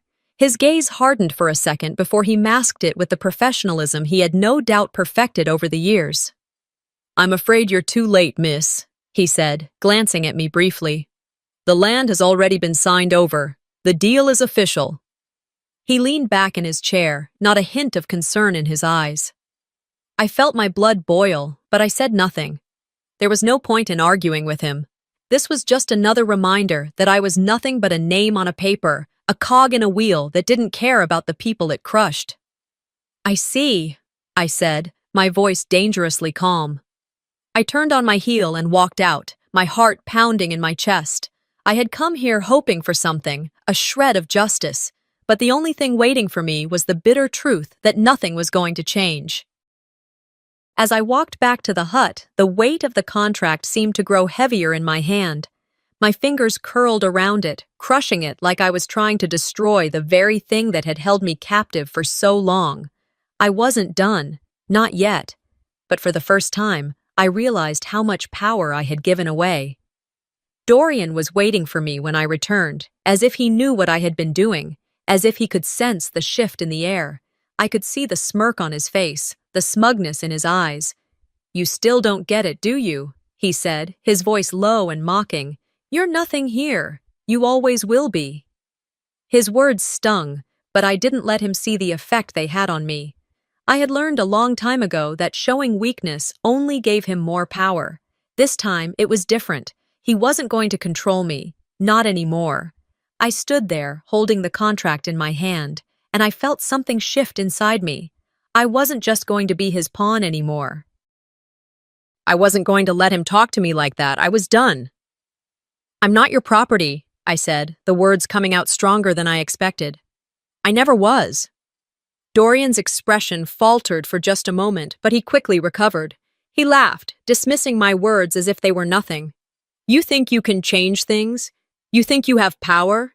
You're just a fool, Ocean." His words didn't hurt anymore. They didn't have the same sting they once did. I wasn't that girl anymore. I wasn't the girl who stood silently, hoping for a change. I was the one who was going to make the change. That night, after Dorian had gone to bed, I stayed up. I couldn't sleep. My mind raced with plans, with ideas, with thoughts of how I could take control. The silence had been my prison for so long, but now it was my weapon. I needed a strategy, something more than just words, something that would make Dorian see me as more than just a servant. I couldn't let him take everything from me. Not my dignity, not my future. The next morning, I took the first step. I left the hut early, heading into the village again, but this time with a purpose. I had a plan. I had something Dorian couldn't take away from me. I went to the neighboring farms, asking around about buying back what was mine. I didn't know how I was going to do it, but I had to try. The farmers didn't look at me the same way they looked at Dorian. They didn't see the same threat. And slowly, over time, they began to take me seriously. I started selling the meat I had prepared. Slowly, I gained a reputation. People began to notice that the quality of the meat was better than anything they had gotten before. They came back for more, and word spread through the village. I was no longer just Dorian's silent worker. I had a name, and I was starting to build something on my own. But Dorian noticed. Of course he did. He wasn't blind. He could see what was happening, and it made him angry. I knew he would come for me. He always did. That evening, he caught me in the village, walking back to the hut after another successful trade. His eyes narrowed when he saw the bags of goods in my hands. His steps quickened as he approached, and I could feel the familiar surge of dread in my stomach. "You think you can just walk around like this?" Dorian said, his voice cold and threatening. "You think you can make a name for yourself without me? You're nothing, Ocean." "You can't beat me." His words were a knife to the heart, but this time I didn't flinch. I didn't look away. I had something now that he couldn't take. My voice was steady when I spoke. "I'm not your property," I repeated, "and I don't need you to survive." His eyes flashed with rage, but there was something else there too. Fear. He was scared. I could see it now, in the way his hands clenched into fists, in the way his jaw tightened. "You can't beat me," he repeated, his voice low and dangerous. But for the first time, I didn't care. I wasn't scared of him anymore. I had already won. The world I had been trapped in was falling apart, and I was the one tearing it down. As he walked away, his words lingering in the air, I knew this was just the beginning. The fire I had started was still burning, and it wasn't going out. Not now, not ever. The weight of the paper in my hand felt like a stone in my chest as I stood in the village square. The villagers were milling around, paying no attention to me, just like always. They didn't know me, not really. They knew my work, the meat I prepared, but they never cared to ask my name. Today, that was going to change. Today, everything was going to change. I saw Dorian approaching from the corner of my eye. He was walking with his usual cocky stride, his shoulders squared as though he owned the whole town. And maybe, for a while, it felt like he did. But not anymore. Not today.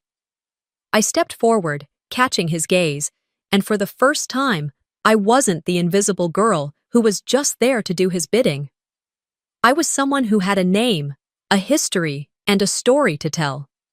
"You never got my signature," I said, my voice cold but steady, cutting through the bustle of the market. "That deal was never mine." Dorian paused mid-step, his expression shifting for just a moment, but he quickly masked it with a smirk.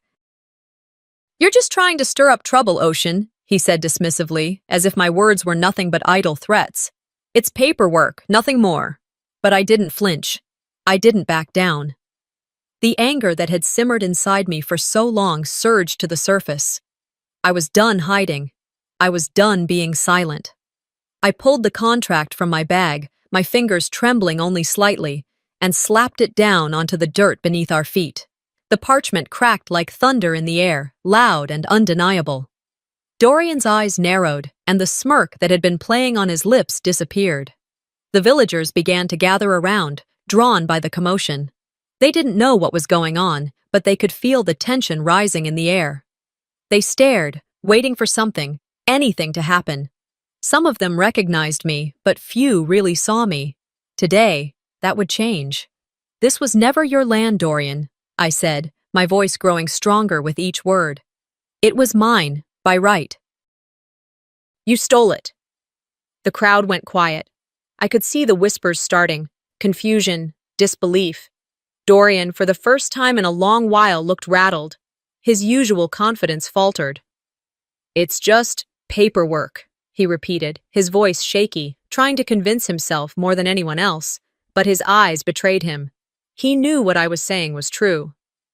"You're not going to get away with this," I said, my words sharp and final. "This is fraud, and I'm going to make sure everyone knows it." The crowd shifted, murmurs rippling through them. Some of the faces I saw were familiar, but I wasn't sure if they were looking at me with pity, curiosity, or something else. It didn't matter. All that mattered was that I had finally said it. I had taken the first step. I had started to fight back. Dorian's face went red with anger. His eyes flashed with something darker, something dangerous. I could see the veins in his neck bulging as he clenched his fists at his sides. For a moment, I thought he might lash out, but he didn't. Instead, he took a step toward me, his voice low and venomous. "You think you can just walk away with what's mine?" he spat, his words dripping with contempt. "You'll never be safe. I'll make sure of that." The crowd's murmurs grew louder, more uncertain. Some of them were beginning to turn their backs on him, their eyes filled with doubt. The power he had once commanded was slipping through his fingers like sand. I stood my ground, not moving an inch. I could feel my heart pounding in my chest, but I didn't let it show. I didn't flinch. I wasn't afraid anymore. "The deal's over," I said, my voice cutting through the tension. "You're nothing to me, Dorian. I've won." For the first time, Dorian didn't have a comeback. He didn't know what to say. The truth had come out, and it was too much for him to handle. He took a step back, his face contorting with rage and disbelief. He didn't know how to process this, how to deal with the fact that he had lost. But I wasn't done. Not yet. I turned to the villagers, my gaze sweeping over their faces. "This land was never his to take," I said, my voice ringing with finality. "It was mine, and I'm going to make sure it stays that way." The villagers watched me, some of them nodding in agreement, others still unsure. But there was a shift in the air, a change. For the first time, I was the one with the power. Dorian, however, wasn't finished. As I turned to leave, he called out to me, his voice thick with venom. "This isn't over, Ocean," he threatened, his words hanging in the air like a storm cloud. "You'll regret this." But I didn't stop. I didn't look back. I had finally made my stand, and nothing he said could take that away from me. As I walked away, I could feel the eyes of the villagers on me, their gazes heavy but full of something new, respect perhaps, or curiosity. For the first time, I wasn't just the girl who did the work. I was someone who had a name, someone who had power. The fire that had started in my heart burned brighter now. It wasn't just a flicker anymore. It was a blaze, and it was only going to grow stronger. The villagers had gathered. The air was thick with anticipation as the usual hum of the marketplace faded into an unsettling silence. Today was not like any other. Today I was standing in front of Dorian, ready to face the lies, the betrayal, and everything he had stolen from me. I could feel the weight of the forged contract in my pocket, the paper heavy with secrets and truth alike. As I walked through the square, the faces of the people around me flickered like shadows, unsure of what would happen. The tension hung between us, palpable and raw. Dorian stood across from me, his broad shoulders stiff, his usual smirk replaced by a look of disdain.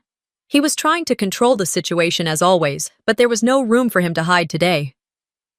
"You think you can just walk up here and make demands, Ocean?" Dorian sneered. "You've got nothing. Nothing but your stupid little rebellion. You don't know what you're dealing with."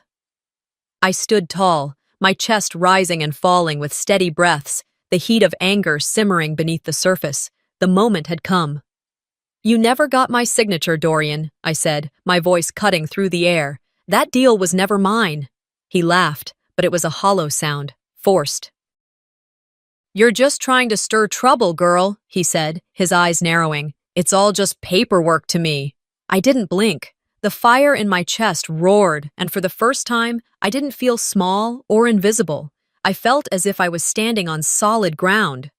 "You're wrong," I retorted. "You never had a right to anything here. It was always mine, by birth, by law. You stole from me, from my family." With a swift motion, I pulled the contract from my bag, the paper crinkling in my hands. I slapped it down onto the ground in front of him, hard enough for everyone to hear it. The sound reverberated in the space between us. A murmur spread through the crowd as Dorian's face turned red with anger. His usual bravado faltered for a moment. I knew I had caught him off guard, and it felt good. But I wasn't done. "This contract is a lie, Dorian," I said, watching the villagers gather around, drawn by the tension in the air. "It was forged by my sister. She signed it on my behalf. She stole from me, just like you did." Dorian's expression twisted, his lips curling into a sneer. "You don't have a clue what you're talking about," he spat, but his voice lacked conviction. This is just paper. None of it matters. You're nobody, Ocean." I didn't back down. "It matters because I matter. I'm not a ghost. I'm not some servant you can just control. This land was mine, and you're not going to get away with what you've done." The crowd shifted, the murmurs growing louder. Some of them started to turn away from Dorian. I could see it in their faces: doubt, regret, a flicker of understanding. They'd believed his lies for too long, but now the truth was staring them in the face. Dorian's eyes flashed with fury, but there was no more bravado left in him. He knew he was losing control. "You think the villagers are going to turn on me just because of a piece of paper?" he growled, stepping closer to me, his fists clenched at his sides. "You're nothing, Ocean. You always have been, and you always will be. This is my land, my life. I won't let you take it from me." His words hit me, but they no longer held the same power they once did. I had already taken it back. I raised my chin, locking eyes with him. "The deal is over. You've lost. The land is mine." For a moment, Dorian looked like he might strike me, but he hesitated. His anger boiled over, but there was something else behind it now. Fear, the fear of losing everything. I could feel the power shift. The villagers, once fearful of Dorian, were now watching him with something else in their eyes: disgust, uncertainty. Some even began to mutter in disbelief, their voices rising in support of my claim. Dorian turned away from me, his expression hardening. "You think you've won?" he spat, his voice thick with venom. "You think this is over? You're wrong. You're going to regret this, Ocean." But it was too late for him. The power had shifted. The villagers were no longer afraid. They were no longer under his thumb. As Dorian walked away, I felt the weight of the moment sink in. The battle was far from over, but today, I had won. I stood there, my heart racing, but my shoulders squared. I was no longer the girl who had been pushed around. I was no longer the one hiding in the shadows. I had taken back my life, my land, and my dignity. But even as Dorian's form receded into the distance, I knew this was only the beginning. There would be more to fight for, more to prove. But for the first time in my life, I wasn't afraid to stand up for myself. I turned away from the square, the sound of the villagers' voices murmuring in the background. Their support, whether vocal or silent, felt like a new kind of strength coursing through me. And as I walked away from the crowd, I knew one thing for sure. I was done being silenced. The battle was over, but I knew the war for my future was just beginning. The villagers, once divided between fear and obedience, now turned their eyes on me. My name, Ocean, no longer carried the weight of a curse or a whisper of scandal. It was spoken with respect, if not admiration. Walking through the village square, I could feel the change in the air, a change that I had fought for. The market, once a place where I was invisible, now buzzed with a quiet recognition. People no longer avoided eye contact, nor did they whisper behind my back. I had carved out a space for myself here, one that I would defend with every breath in my lungs. I passed the merchant who had once ignored me, his eyes now meeting mine with a nod. He had learned that the girl who had been overlooked could now hold her ground. The strength I had fought to reclaim was becoming known, not through words, but through action. The wind stirred through the leaves of the trees, a reminder of the days when I had walked this path alone, unsure of my own worth. The road had been long, filled with moments of doubt, pain, and betrayal. But now, I was not just a survivor. And I was someone who had rebuilt, from the ground up, the life I had been forced to leave behind. As I made my way to the edge of the village, where the river ran thick with memories, I felt the familiar weight of the past settling on my shoulders. But this time, it wasn't a burden. It was part of who I was. I had buried the girl who had been sold and forgotten in the woods. Now, I stood tall, the woman who had come back stronger, unbroken. The river, once a place where I had scrubbed the remnants of my brokenness, now felt like a place of reflection. I stopped by the water's edge and knelt, watching the current rush by. My fingers brushed the cool surface, and for a moment, I felt the presence of my past self. The girl who had been afraid, the girl who had allowed others to define her. But that girl was gone. The fire that had burned in me was no longer just a spark. It was an inferno, one that would not be extinguished. I had reclaimed what was rightfully mine, the land, my voice, my dignity, and I would protect it. I stood up, feeling the weight of my decision to let the past remain in the past. There were still remnants of it, pieces of the forged contract buried in the soil, my mother's scarf tucked away in my room, but they no longer held sway over me. The land beneath my feet felt different now. It was mine, not just in name, but in spirit. But as much as I had gained, there was still something missing. I hadn't yet faced my father, the man who had sold me, the man who had stood by as my life was torn apart. I had avoided him, knowing that the encounter would be inevitable, and knowing I wasn't ready to face the man who had betrayed me. But now, I was ready. I walked toward Dorian's cabin, the familiar path taking me past the woods that had once trapped me, past the place where I had been abandoned. This time, the woods didn't feel threatening. They felt like the backdrop to my transformation. I found my father sitting by the door of his cabin, his face drawn and tired. He didn't look up as I approached, and for a moment I thought of turning back. But I didn't. I had come too far to turn back now. "Father," I said, my voice steady, but carrying the weight of everything I had been through. He looked up, his eyes meeting mine for the first time in weeks. There was a flicker of recognition, of regret, but it was fleeting. "Ocean," he said, his voice rough, worn down by time. I didn't know what I was doing. I was just trying to survive, trying to make things right in my own way. I could see the shame in his eyes, but it wasn't enough. I didn't need his apology. I had learned to stand on my own. "You can't undo it," I said quietly. "You can't take back what you did. But I'm not here to make you feel guilty. I'm here to tell you that I've moved on. And I'm never going back to the person I was before." He didn't answer, but his gaze softened. I could see the regret, but it didn't change anything. I had forgiven him, not for him, but for me. I turned and walked away, feeling the weight of the land beneath my feet. It was mine now, and I was free. Back in the village, I stood before the council office, a quiet confidence flowing through me. The decision had been made, and I was finally in control. No longer the girl sold to the highest bidder, no longer the daughter who was cast aside.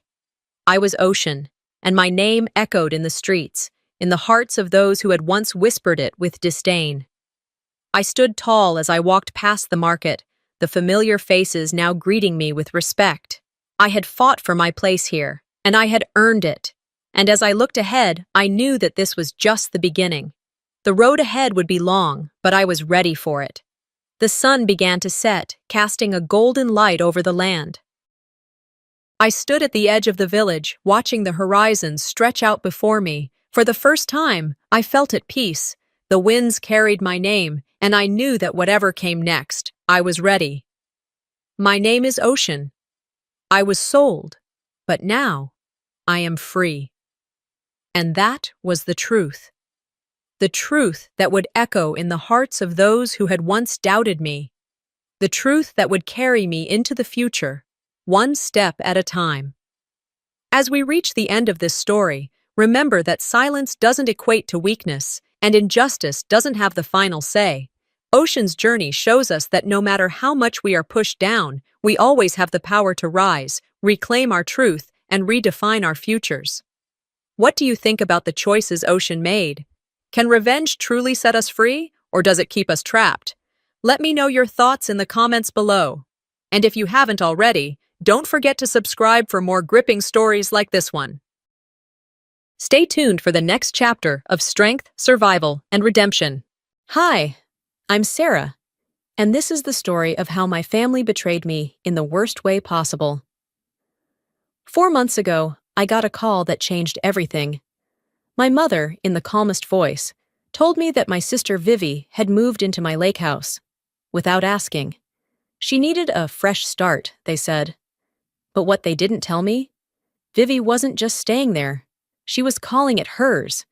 She redecorated, posted it all over social media, convinced my parents that I didn't need it. And when I tried to take back what was mine, she fought back. Hard. Manipulation. Lies. Even legal fraud. And my own parents took her side. By the time I realized what she was doing, she had already gone too far. The late afternoon sun streamed through the floor-to-ceiling windows of my office, casting golden streaks across the polished mahogany desk. The soft hum of the city below blended with the quiet buzz of my phone beside me.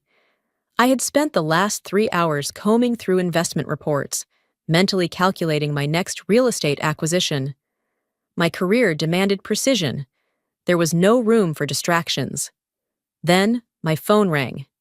I barely glanced at the screen before answering. "Hey, Mom." Lillian Laurent's voice greeted me with its usual warmth, but something in her tone felt off.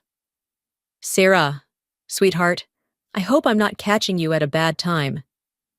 I leaned back in my chair, stretching slightly. "Not at all. What's up?" She hesitated, just a split second, but enough for my pulse to tick up. "Well, I just wanted to talk to you about Vivi." My body stiffened instinctively. My younger sister, Vivi, had a way of turning any conversation into a plea for help, a request for money, or a passive-aggressive comment about how easy my life was compared to hers. "What about Vivi?" I asked, already bracing myself. "She's been living at the lake house for a few months now," my mother said, the words tumbling out as if she wanted to get them over with quickly. "It's been such a blessing for her, you know? After the divorce, she really needed a fresh start." The air in the room seemed to thin. I gripped the armrests of my chair. "What did you just say?" Lillian let out a nervous chuckle. "Oh, don't be so dramatic, honey. She's been staying at the lake house for about 4 months now. We figured it wouldn't be a big deal. You weren't using it anyway." I sat up straight, my heart hammering in my chest. "You figured?" "Mom, that house is mine. You didn't think to ask me before letting her move in?"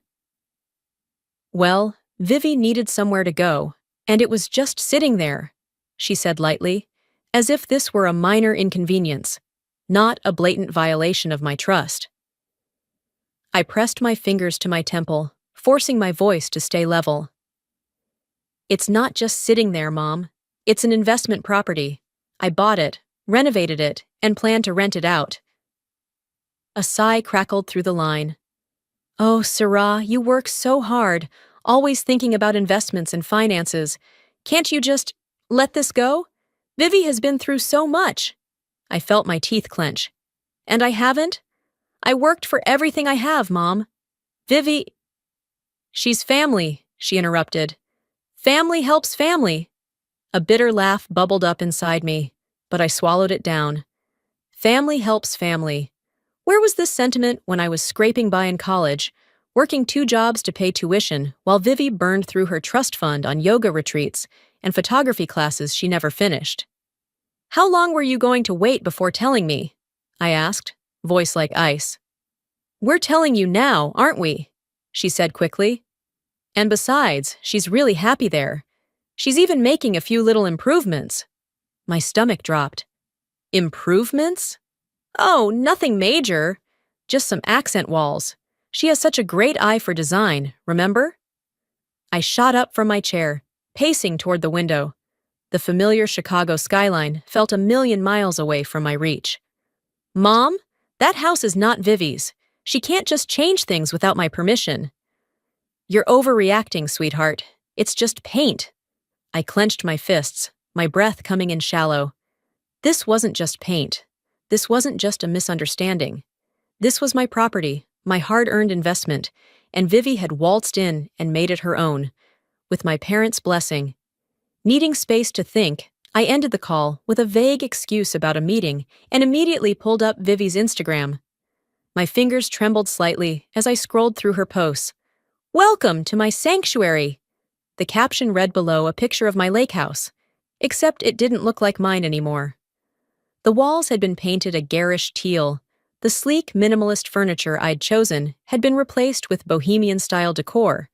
And, God help me, there was a macrame wall hanging in my dining room. Hashtags filled the caption: $, new beginnings, $, fresh start, $, blessed life. I swallowed down the nausea rising in my throat. This wasn't a temporary stay. Vivi had claimed my house. I clicked through more posts, each one a new betrayal. A before and after shot of my living room. A selfie of Vivi sipping wine on the deck. The caption reading, "Best decision I ever made." She wasn't just squatting, she was settling in. My fingers moved on their own, typing out a message. Me. Why are you living in my house? The dots appeared immediately. Then, her response. Vivi. Oh, hey sis. It's just temporary. You weren't using it anyway. Chill. I stared at my screen, disbelief boiling into fury. Chill! Chill! Every instinct screamed at me to drive straight to the airport, but I knew I needed a plan. This wasn't just Vivi overstepping. This was outright entitlement, and I wasn't going to let it slide. I dropped into my chair, took a deep breath, and pulled up my travel app. One-way ticket to Chicago. First available flight. I confirmed the booking. If Vivi thought she could take what was mine, she was about to learn just how wrong she was. The cold Chicago air hit my face the moment I stepped out of the airport, a stark contrast to the dry warmth I'd left behind in Los Angeles. I tightened my coat around me, ignoring the sharp wind that cut through the gaps. My fingers clenched the handle of my carry-on as I strode toward the rental car counter. There was no time for nostalgia, no space for hesitation. I had a house to reclaim.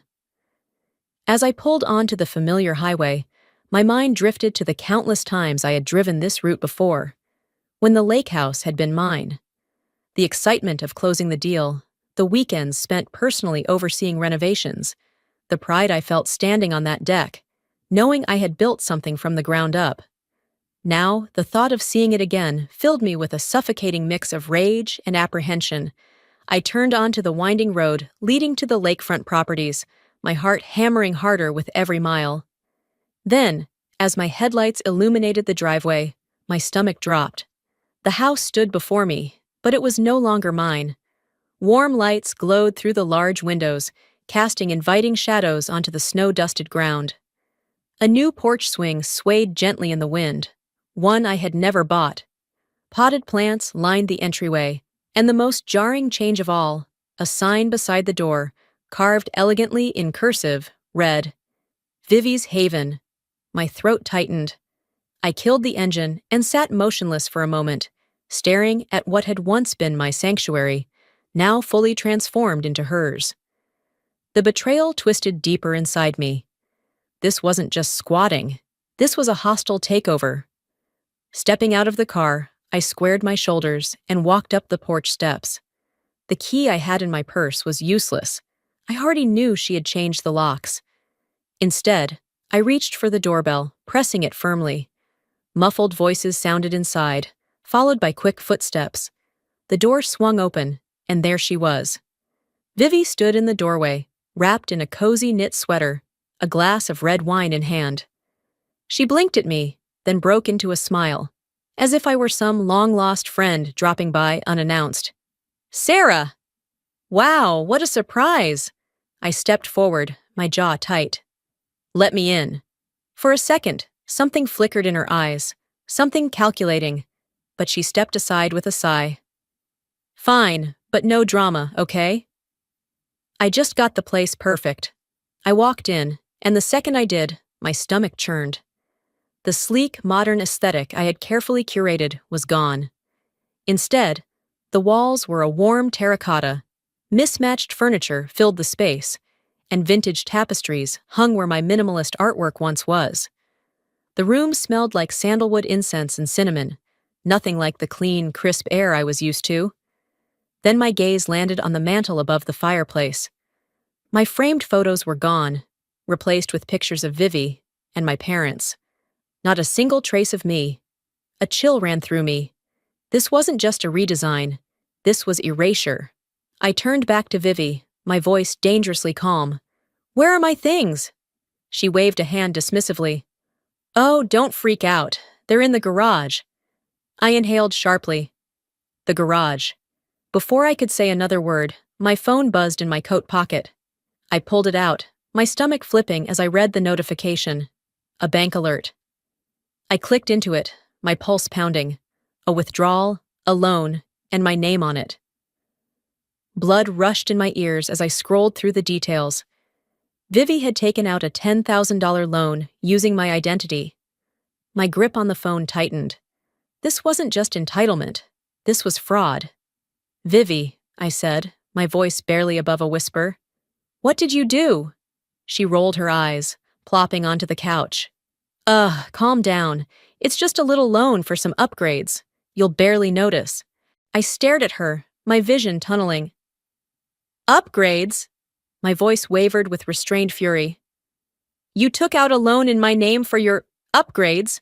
She let out an exaggerated sigh, like I was overreacting. Look, you have money, Sarah. You wouldn't even notice 10 grand missing if you weren't obsessively checking your accounts every 5 seconds.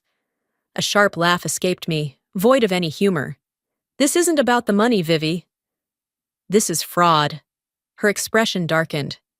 Come on, you were never going to rent this place out. You don't even live here. I needed it more than you. A slow, burning rage coiled in my chest. I own this house, Vivi. You had no right.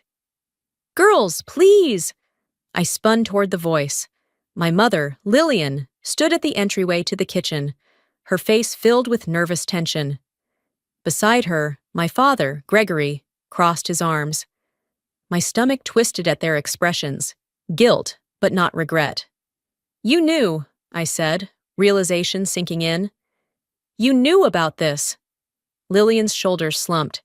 She needed help, Sarah. She was starting over. She stole from me. My voice rose, shaking. She stole from me, and you just let her. Gregory frowned, his voice firm. She's your sister. You have your life in LA, your career. Vivi has nothing. She needed this more than you. My breath caught in my throat. This wasn't just about a house anymore. This was about me never mattering as much as Vivi. I exhaled slowly, my fingers trembling as I clenched them into fists. So what now? I asked, my voice eerily steady. Lillian and Gregory exchanged a glance before my mother finally spoke. We were thinking, maybe it's best if you just sign the house over to Vivi. Everything inside me stilled. The room blurred as rage, heartbreak, and absolute disbelief crashed over me. They didn't just enable her. They wanted me erased. I let out a sharp breath, nodding slowly as my heart pounded violently in my chest.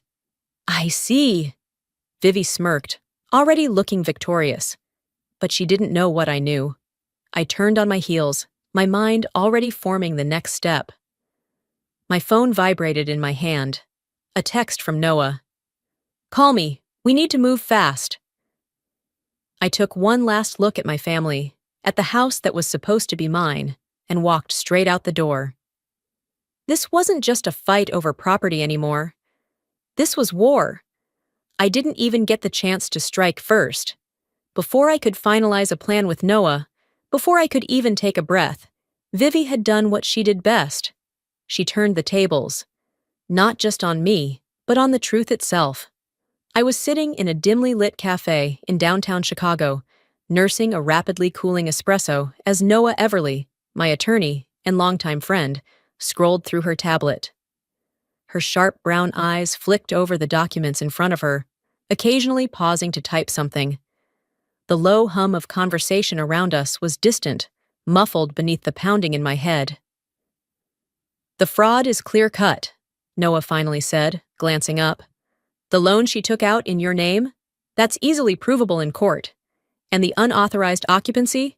You have every legal right to evict her. A surge of relief loosened my shoulders for the first time in days. So, we start the process? Noah nodded. We file a formal complaint first thing Monday. If she refuses to leave, we take it to court. She paused. This won't be easy, though. You need to be prepared for pushback. Pushback. That word felt almost quaint compared to what Vivi was truly capable of. My phone buzzed. Then Noah's. And just like that, the air in the cafe shifted. Noah's brows knitted together as she read the notification, her lips tightening. Oh, wow! A sinking feeling spread in my stomach. I grabbed my phone and opened the link she had forwarded me. The moment I saw the headline, my stomach flipped. Sister's betrayal. Wealthy investor Sarah Laurent abandons family, tries to steal back sister's home. I clicked on the video attached. And there she was, Vivi, standing on the very deck of my lake house, tears glistening in her eyes, her voice soft but strong as she spoke directly into the camera. "This house was my fresh start," she said, her voice thick with emotion. "After everything I went through, I finally had a place to heal. And now my sister is trying to rip it away from me just because she can." The camera zoomed out, revealing the newly redecorated space behind her. Warm lighting, cozy furniture, the perfect backdrop for a woman supposedly starting over. "She has a whole life in LA, Vivi continued, shaking her head in feigned disbelief. "She doesn't even need this place, but I do, and now she wants to kick me out, just like that?" The comments below were flooding in. "Sarah sounds like a heartless BXXX. How can she be so greedy? Her own sister? Vivi deserves that house. She made it a home." My fingers curled into a fist around my phone. "She's weaponizing the internet," I muttered. Noah exhaled slowly. "She's controlling the narrative."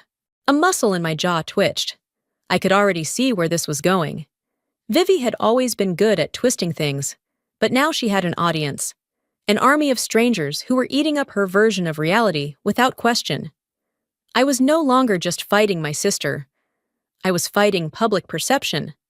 As if reading my mind, Noah said, "We need to act fast. The longer this spreads, the harder it'll be to undo the damage." I nodded, forcing myself to think logically, not emotionally. "What's our next move?"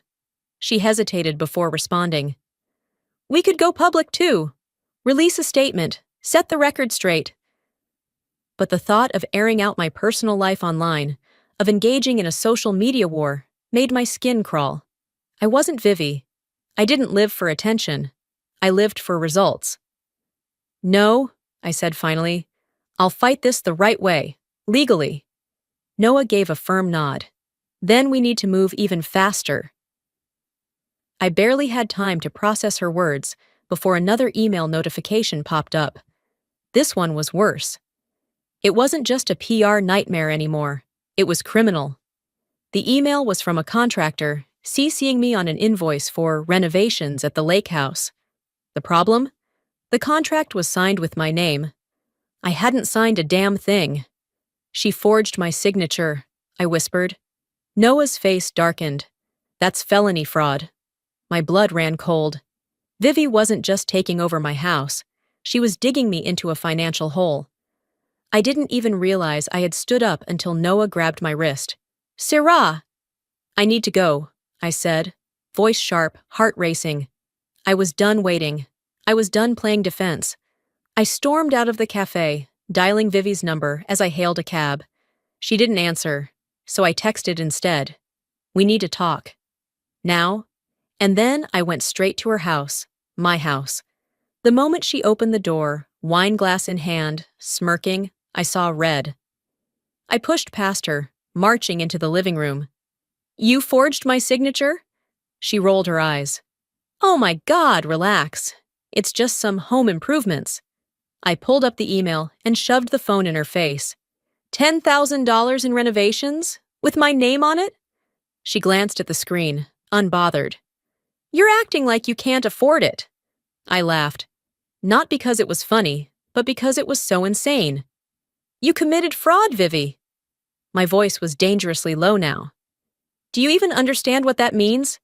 Vivi smirked. "And what? You're gonna sue your own sister? You really think Mom and Dad will let you?" I took a slow breath. "You're right. They won't." Her smug expression didn't waver. "Exactly. But they don't matter anymore," I cut her off. "This isn't just about family. This is legal now." For the first time, her confidence cracked. I could see the flicker of realization behind her eyes, the slow, creeping fear that maybe, just maybe, she had pushed too far. I stepped closer, voice steady. "You have one chance to fix this. Take down that video. Pay back the money. Get out." She swallowed. Then, just like that, the fear was gone, replaced with the same arrogance I had grown up seeing. "You know," she mused, tilting her head, "at this point, everyone thinks this house is mine.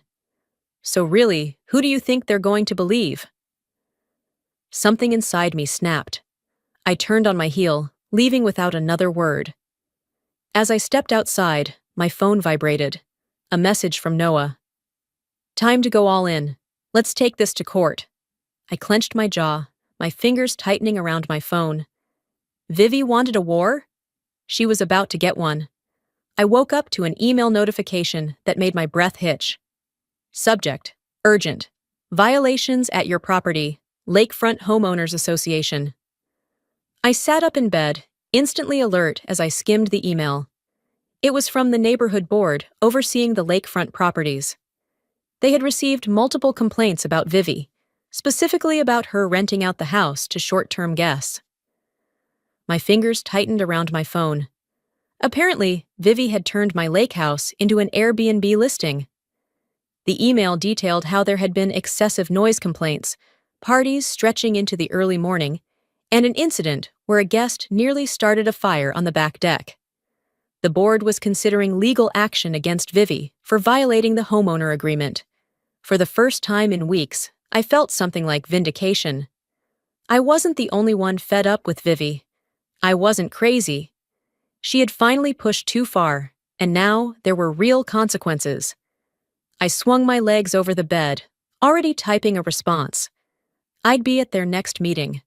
This was my chance to take control back. Walking into the Lakefront Homeowners Association meeting later that day, I braced myself. The conference room was filled with stern-looking board members and a handful of concerned neighbors. Some looked tired, others downright angry. I was barely seated before an older man, Mr. Parker, stood up, his weathered hands gripping a folder. Miss Laurent, I assume you're here about the situation with your sister? I nodded. I just read the complaints. I had no idea she was renting the house out. Another board member scoffed. Well, she sure knew, and she's been making a killing off it. Guests in and out every weekend. It's turned into a damn hotel. Murmurs of agreement filled the room. Mr. Parker slid a paper toward me. Here's proof. An active Airbnb listing under the name Vivi's Haven. I grabbed the sheet, bile rising in my throat as I read through it. Vivi had been profiting off my home. And the worst part? She had 5-star reviews. Such a charming lakeside escape. Vivi is an amazing host. Loved our weekend retreat in Vivi's home. We'll definitely be back. Vivi's home. I gritted my teeth. She's breaking multiple bylaws, another board member said. She either stops immediately or will escalate this to legal action. I forced a steady breath. I'll handle it. I'll make sure she stops. A part of me felt relief. This was the first real threat against Vivi that didn't come from me. But deep down, I knew she wouldn't back down without a fight. And I was right. Later that night, Noah called me, her voice sharp. Have you seen it yet? My stomach clenched. Seen what? A second later, a link popped up in my messages. I clicked it and froze. Vivi had posted another video, but this time, it wasn't just her sob story about needing a home. It was a full-blown smear campaign against me. I stared at the screen as Vivi, tears pooling in her eyes, voice cracking just the right amount, spoke directly to the camera. My sister is trying to make me homeless. She got the neighborhood to gang up on me. She's using her money and power to ruin my life. Below, the comment section was exploding. Sierra is heartless. Disgusting how rich people treat family. She doesn't deserve that house. Vivi made it a home. The familiar, suffocating rage curled in my chest. It didn't matter that I had facts, contracts, and bank statements. Vivi had the court of public opinion, and I was losing. The next morning, my parents called. I almost didn't pick up, but a part of me, the part that still wanted to believe they'd see reason, made me answer. Sarah, my father's voice was clipped. What the hell are you doing? I pressed my fingers to my temple. What am I doing? Your sister is in tears, my mother interjected, her voice thick with emotion. How could you turn the entire neighborhood against her? I let out a sharp laugh.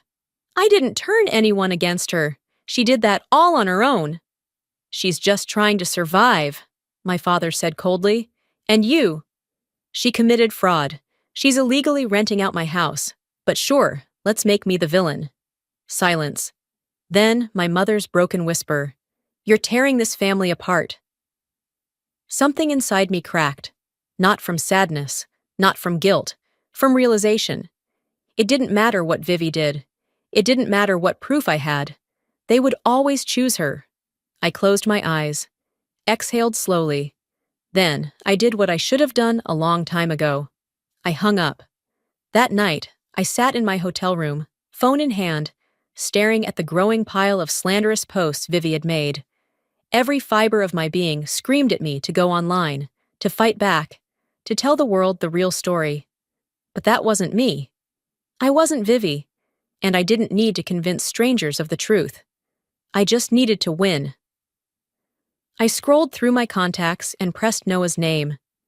She picked up on the first ring. Sarah? I took a steady breath. File the lawsuit. A pause. You're sure? I stared out at the city lights, my grip on the phone tightening. I don't care if she's my sister, I said. This ends now.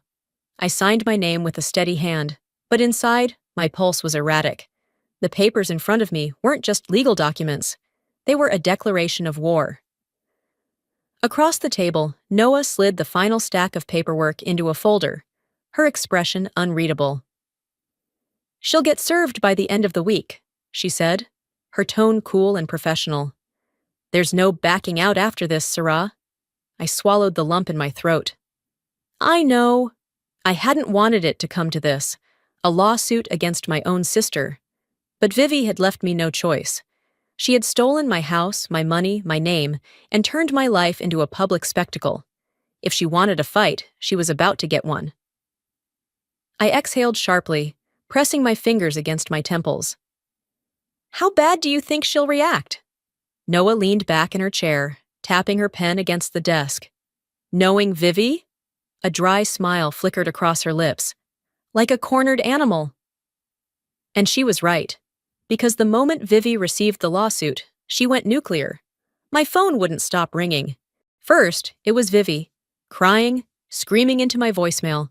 Then came the texts, long-winded, furious, alternating between begging and threatening. I ignored them. Then my parents called. I should have known this was coming. Sarah, what the hell is wrong with you? My father's voice boomed through the speaker the moment I picked up. I closed my eyes, bracing myself. Hi, Dad. You're suing your sister? Have you lost your damn mind? I rubbed my temples. No, Dad. Vivi lost her mind when she stole from me. I could hear my mother sobbing in the background. She has nowhere else to go, Sarah. She's your sister. I had heard that line so many times it had lost all meaning. I gritted my teeth. And what about me? What about the fact that she committed fraud? That she took thousands of dollars in my name? That she's been renting out my house like a damn hotel? Dad scoffed. You're making this into something bigger than it is. I felt something inside me snap. Bigger than it is? My voice was razor sharp now. She forged my signature. She drained my credit. She's turned my own home into a public circus. But sure, let's talk about how I'm the bad guy here. Sarah. No, I cut him off.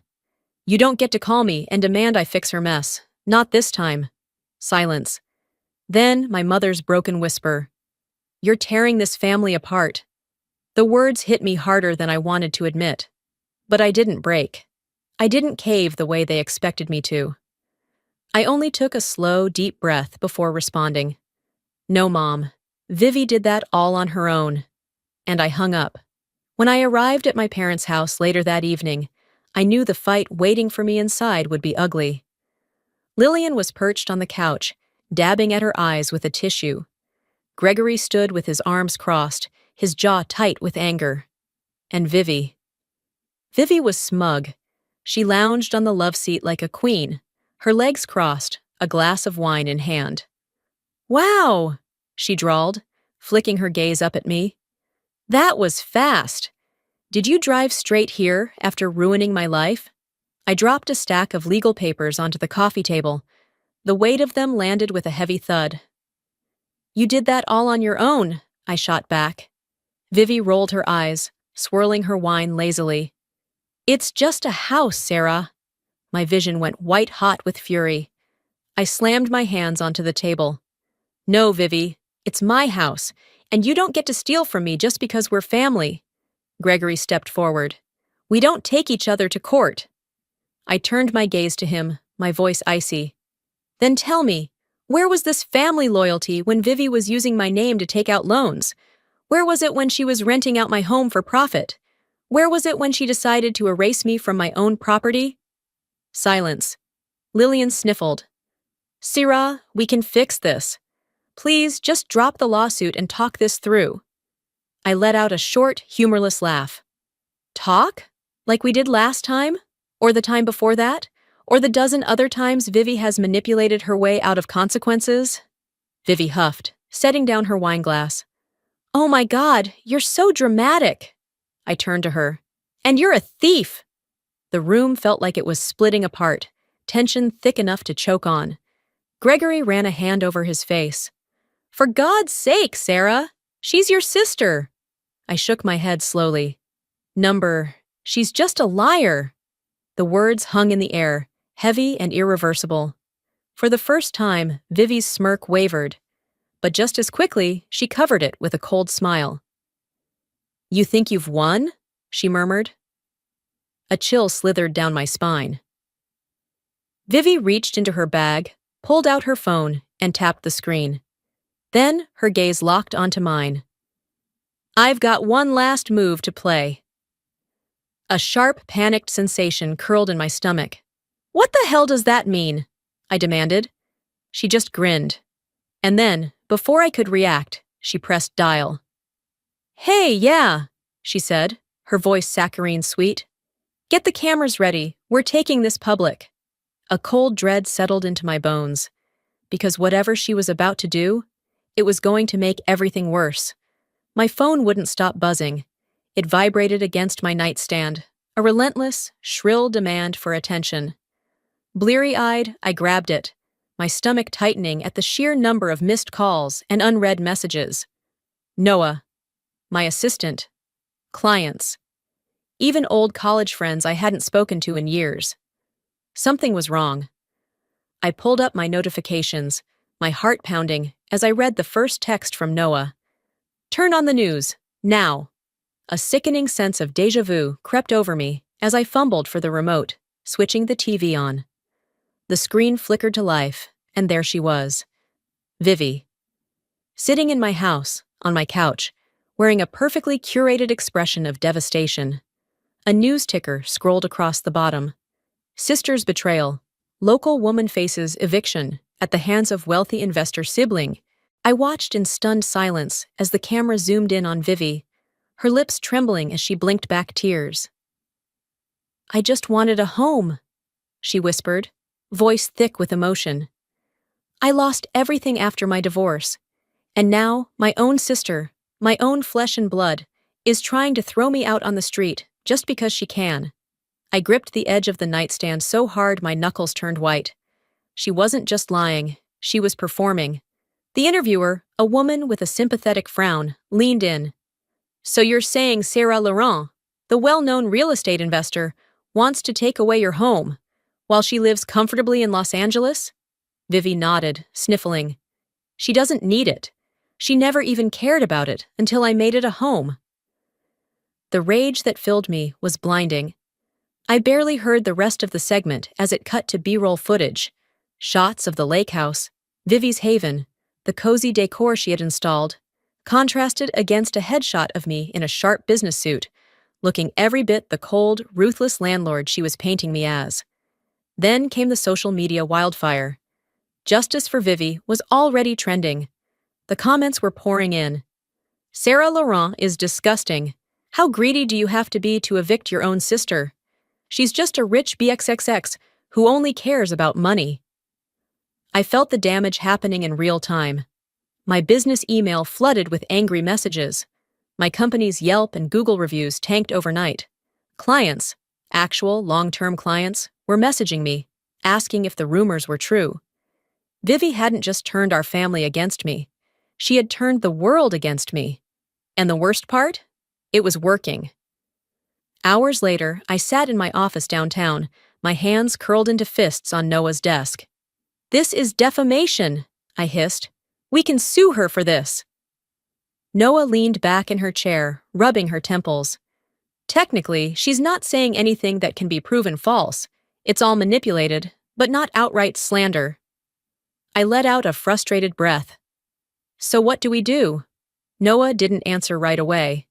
Instead, she reached into her drawer and pulled out a manila envelope. I frowned. "What's that?" She slid it across the desk. "Something you're going to enjoy." I opened it, scanning the first few pages. My brows knitted together. A private investigator report. And then, I saw the name that made me go still. Theo, Vivi's ex. I read through the file, my stomach twisting with every new revelation. Theo hadn't just been crashing at the house occasionally. He had been stealing from it. Expensive items, antiques, electronics, furniture. And worst of all, he had been selling them behind Vivi's back. A sharp, humorless laugh escaped me. "She's getting scammed by her own scammer." Noah smirked. "Karma's a BXXX. I set the file down, inhaling deeply. "She doesn't know yet, does she?" "Nope." Noah leaned forward. "And when she does, she's going to self-destruct." The shift in power was almost tangible. For the first time in this entire nightmare, I had leverage. I had the truth, and I was going to use it. That evening, Vivi got served. A formal court order to vacate the premises within 30 days. Along with it, I sent an anonymous email with every shred of evidence about Theo's scam. I pictured her opening it, reading those words, realizing she was about to lose everything. It should have felt satisfying, but instead, all I felt was cold resolve. Because Vivi was too stubborn to back down. She was going to fight to the bitter end. And I was ready. 2 days later, Vivi stormed into the house, slamming the door behind her. "Theo!" she snarled. He barely looked up from where he sat on the couch, scrolling through his phone. She threw the printed evidence at him. "What the hell is this?" Theo glanced at the papers lazily. "Huh, guess you found out." Vivi's breath hitched. You've been stealing from me?" Theo grinned, standing up. "From you?" He let out a cruel chuckle. "No, sweetheart. I was stealing from Sarah, but you were too dumb to notice." Her face twisted in fury. "You used me." Theo leaned in close, smirking. "And you used your sister." Vivi slapped him. Theo barely flinched. He just laughed. "Enjoy the rest of your 30 days, babe." Then he walked out, leaving Vivi alone in the wreckage of her own making. But she wasn't done. She wasn't going to go down quietly. And I should have known that. I was finishing up work when I got a text. From Vivi. Just 2 words. "You win." I frowned, my fingers hesitating over my phone. It was too easy. Vivi never admitted defeat. Then another notification. This time, a social media post. I clicked on it, my stomach plummeting as I read her words. "If I can't have the house, neither can she." My blood turned ice cold. I grabbed my coat and ran for the door. Because whatever Vivi was about to do next, it wasn't just reckless, it was dangerous. My phone rang, slicing through the silence like a blade. Noah's name flashed on the screen. The moment I answered, her voice came through sharp and urgent. "Sarah, turn on the news! Now!" Dread curled in my stomach as I grabbed the remote and flipped through channels. And then, I saw it. A live broadcast. My lake house. And Vivi. She stood outside, framed by the early morning sun, her hair styled to perfection, her face set in an expression of false vulnerability. A cluster of reporters surrounded her, cameras rolling. She was holding a press conference. A press conference. About my house. I sat frozen as Vivi smiled at the cameras, her voice gentle yet commanding. "I just want to thank everyone for their support. Today, I'm here to clear the air and put an end to all these lies." A murmur rippled through the crowd. One reporter stepped forward.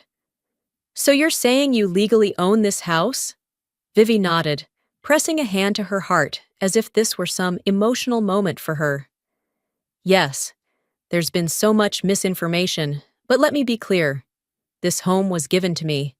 It's mine. I shot to my feet. I grabbed my keys, my pulse hammering as I bolted out the door. Because this was war. By the time I pulled up to the house, the scene was a circus. News vans lined the driveway. Reporters with microphones jostled for position. Curious neighbors lingered at the edge of the property, whispering among themselves.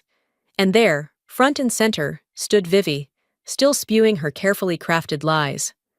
I slammed the car door and stalked forward, shoving past the gathered crowd. Vivi saw me approaching, and for the briefest second, I saw a flicker of fear in her eyes. But she masked it quickly, flashing her practiced smile at the cameras. "And here she is now," Vivi said smoothly, turning toward me as if I were some guest at her event. "My sister, Sarah. Maybe now we can finally talk about this rationally." I stared at her, rage simmering beneath my skin. "Are you seriously doing this?" She tilted her head. "Doing what? Defending my home?" I exhaled sharply, forcing myself to stay calm. "Vivi, this isn't your house." She let out a breathy laugh. "That's not what the public thinks. And honestly, Sarah, after everything you've done—" Before she could finish, a man in a suit stepped into view. The murmurs in the crowd hushed instantly. A legal representative from the court. Vivi stiffened. The man cleared his throat, then held up an official envelope. "Miss Vivi Laurent, you are being served with a formal eviction notice, effective immediately." A collective gasp rippled through the press. Cameras flashed. Reporters leaned forward. The narrative changed in an instant. A journalist from the local news station turned to Vivi. "Miss Laurent, how do you respond to this?" Vivi's face drained of color. She hadn't expected this. I crossed my arms, my voice calm but razor sharp. "You were saying something about misinformation?" Her jaw clenched. You set me up." I raised an eyebrow. "You set yourself up." Vivi turned wildly toward the cameras, her smile brittle. This is just a misunderstanding. I was promised this house." Another journalist spoke up. "By whom?" Vivi faltered. For the first time, she had no answer. And just like that, the entire illusion she had built started to crack. A commotion near the back of the crowd made me turn. Gregory and Lillian were arriving, pushing through the sea of people. I folded my arms, waiting. My mother's eyes were already glassy with tears, her hands clasped tightly together as she took in the scene. The reporters, the eviction notice, the absolute spectacle Vivi had created. Gregory's expression was unreadable, but the way his jaw tensed told me everything. They had seen the truth now. There was no hiding it. Vivi turned to them, desperation creeping into her voice. "Mom, Dad, say something! You know this house was supposed to be mine." Lillian opened her mouth, but no words came. Gregory only sighed, rubbing a hand over his face. For the first time in our entire lives, they had no defense for her. Vivi's face crumbled. Her last lifeline had just snapped. The press conference fell apart after that. Reporters started shifting their focus. Questions turned harsher. The narrative had flipped. "Miss Laurent, what about the fraudulent loan taken in your sister's name? Were you aware of the illegal Airbnb operation? What about the forged renovation contracts?" Vivi backed away, her breath coming in short, panicked bursts. She turned to our parents one last time. "Please," she whispered. But Gregory just looked away. Lillian wiped her tears. And that was it. She had no allies left. With one final, furious glare at me, Vivi shoved past the cameras and stormed off, her heels clicking against the pavement as she disappeared down the street. The crowd slowly began to disperse. The cameras lowered. And for the first time in months, I felt like I could breathe again. I lingered outside the house as the last news van pulled away. The air felt different now. Lighter. Mine again. Noah's voice came through my phone as I picked up her call. "Well," she said, amusement in her tone. "That went well." I let out a slow breath. Yeah, but even as I said it, I knew, deep down, this wasn't over yet.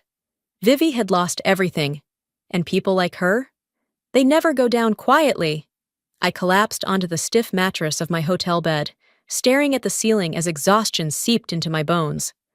The press conference had ended hours ago, but the fallout was far from over. My phone sat on the nightstand, still buzzing relentlessly. Texts, emails, notifications that I couldn't bring myself to check. I already knew what they would say. Some messages would be from friends and colleagues, offering their congratulations, saying, "You finally got justice." Others, probably hundreds of them, would be filled with vitriol. Strangers on the internet calling me heartless, greedy, a soulless businesswoman who destroyed her own family for profit.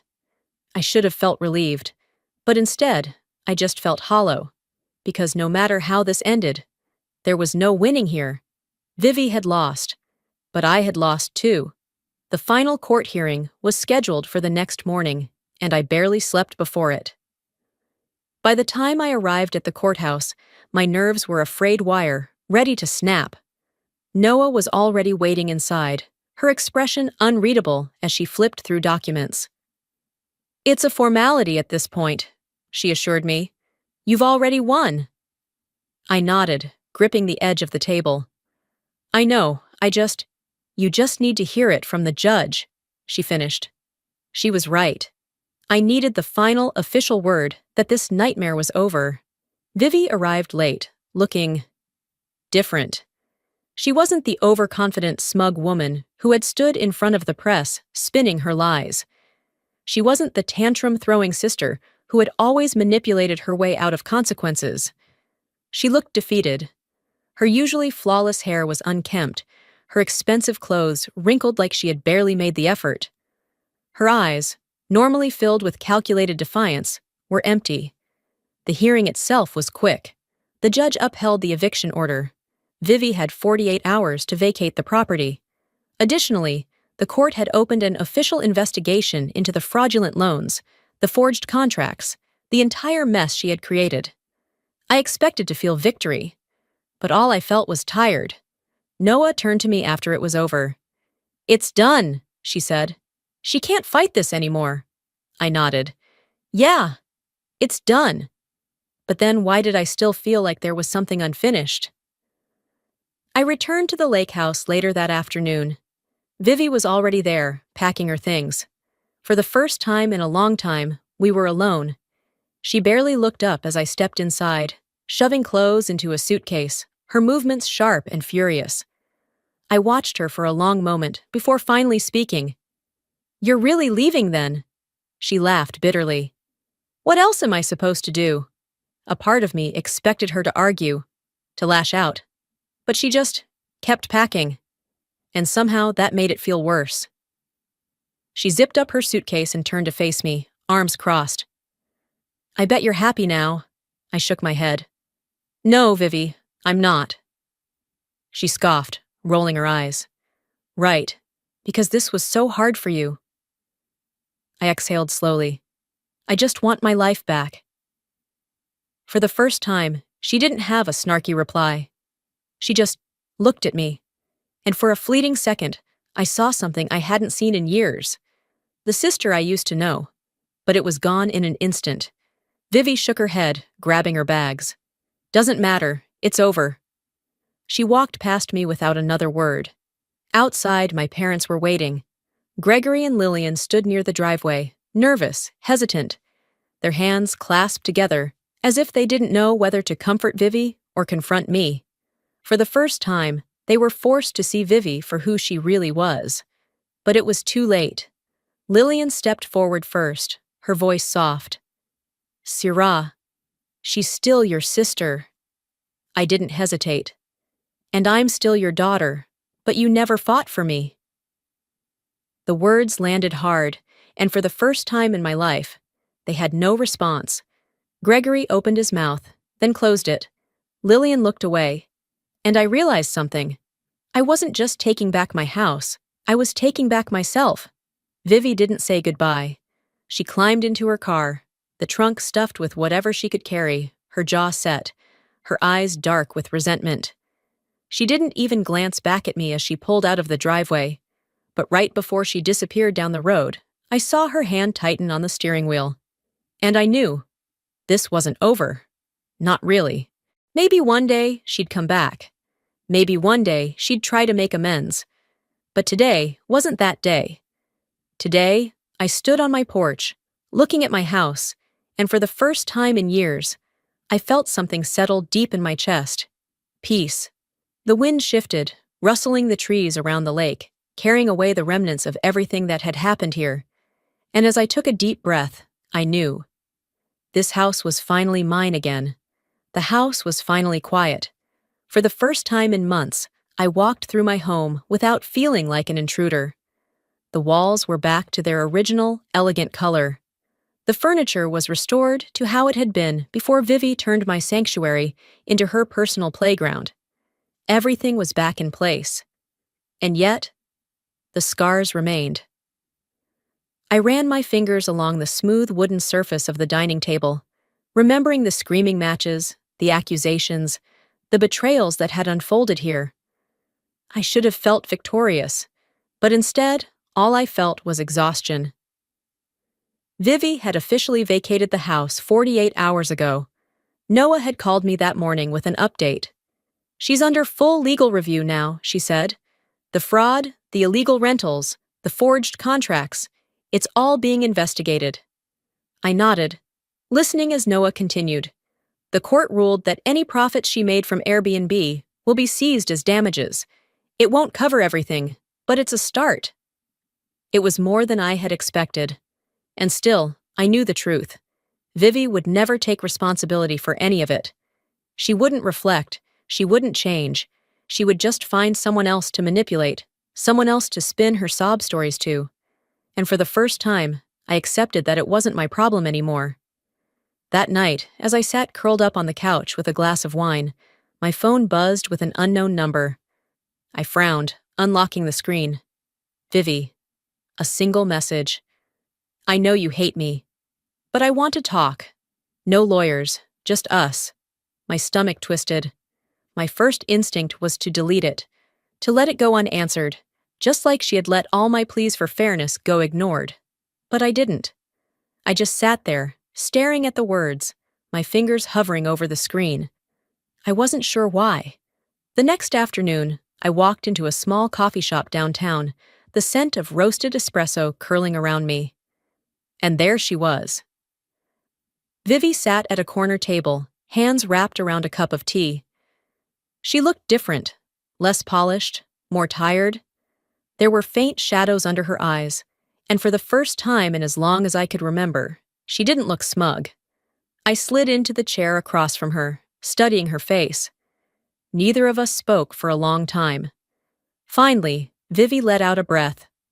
I screwed up. I tilted my head. Yeah, you did. She let out a weak laugh, shaking her head. You're not gonna make this easy, huh? I shrugged. Why should I? Another silence stretched between us. Vivi toyed with the rim of her cup. Are we ever going to be okay? I exhaled slowly, leaning back in my chair. I don't know. And I meant it. Because forgiveness wasn't something she could just ask for and expect to receive. It was something she had to earn. And I didn't know if she ever would. When we finally parted ways, there were no hugs, no promises to stay in touch, no dramatic reconciliations. Just a quiet, lingering understanding that this chapter of our lives was over. As I walked back toward my house, I stopped at the front steps, taking in the sight of it. My house. My home. For the first time in years, I knew exactly where I stood. And maybe some things couldn't be fixed, but at least now, I didn't have to carry them anymore. Sometimes, standing up for yourself means losing people you thought would always be there. But in that loss, you find something far more valuable, self-respect. I fought for what was mine, not just the house, but my boundaries, my dignity, my peace.